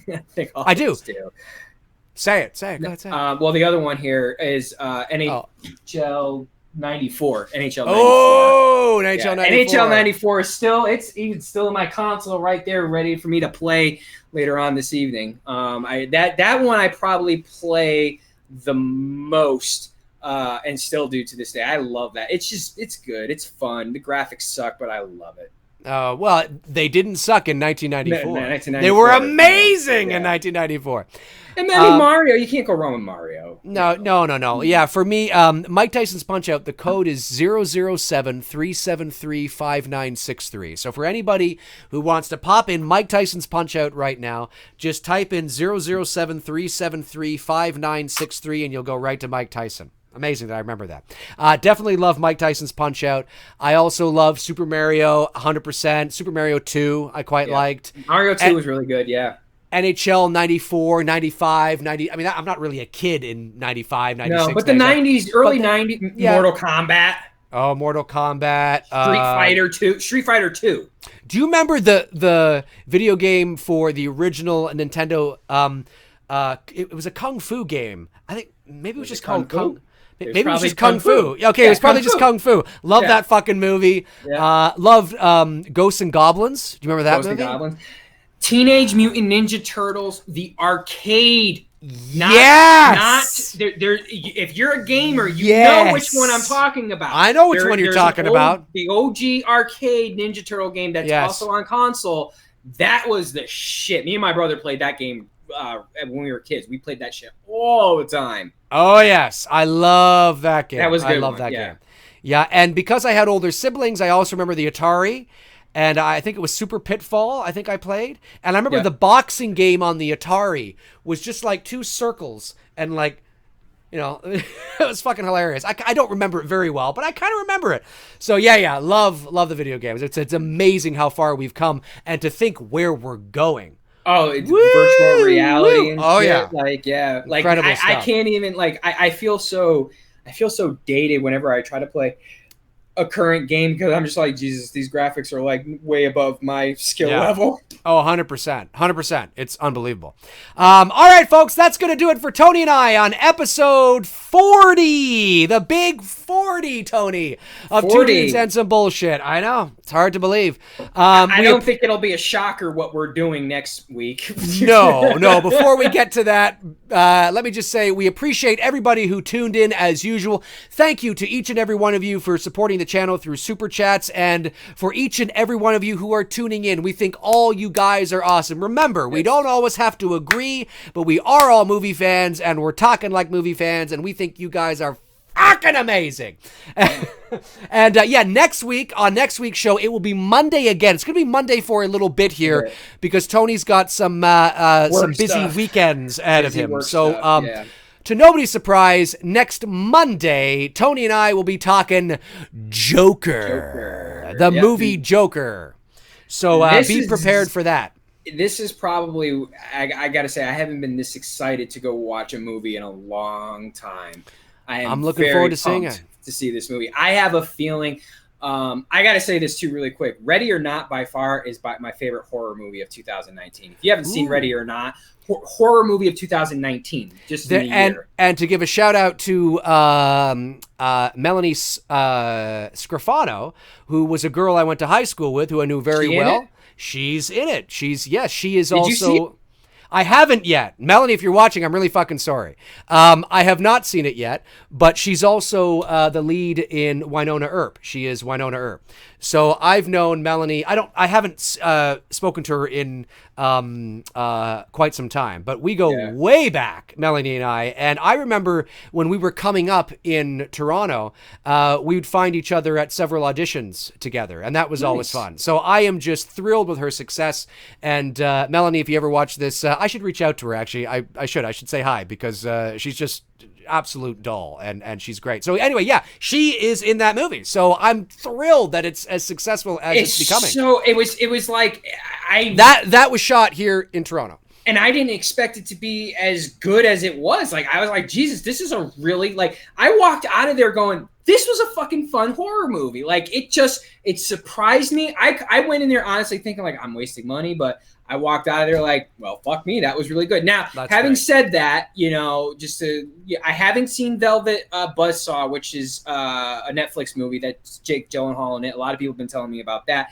And also The Prodigy. So I haven't seen those two. Those are horror movies. But as far as in the horror genre, by far, Ready or Not exceeded my expectations. My favorite of 2019. But what I was leading up to with the Joker, my gut feeling is that's probably going to be my favorite movie of the year. I can't wait to see it. Like, the trailers and everything. Yeah. I got a feeling that this is going to be one of those experiences in the theater that I haven't felt in a long time, where I went and saw a really fucking good, well-made movie. Well, I hear you, man. I'm looking forward to it as well. I'm seeing it this Saturday with my girlfriend, so I'm really looking forward to it. Thursday night. Yeah, you're seeing it Thursday night, and then at some point in the next week or two, hopefully, I'm going to see Rambo: Last Blood with Bruce.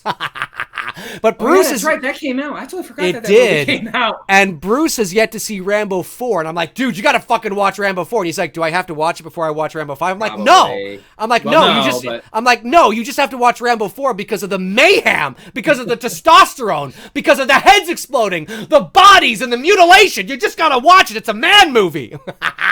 Anyways, okay, that's it for us. Hey, awesome. Tony's Instagram is in the link below. All my stuff is down there as well. We will talk to you guys next week. That's it for us on episode 40 of Two Dudes and Some Bullshit. Cheers!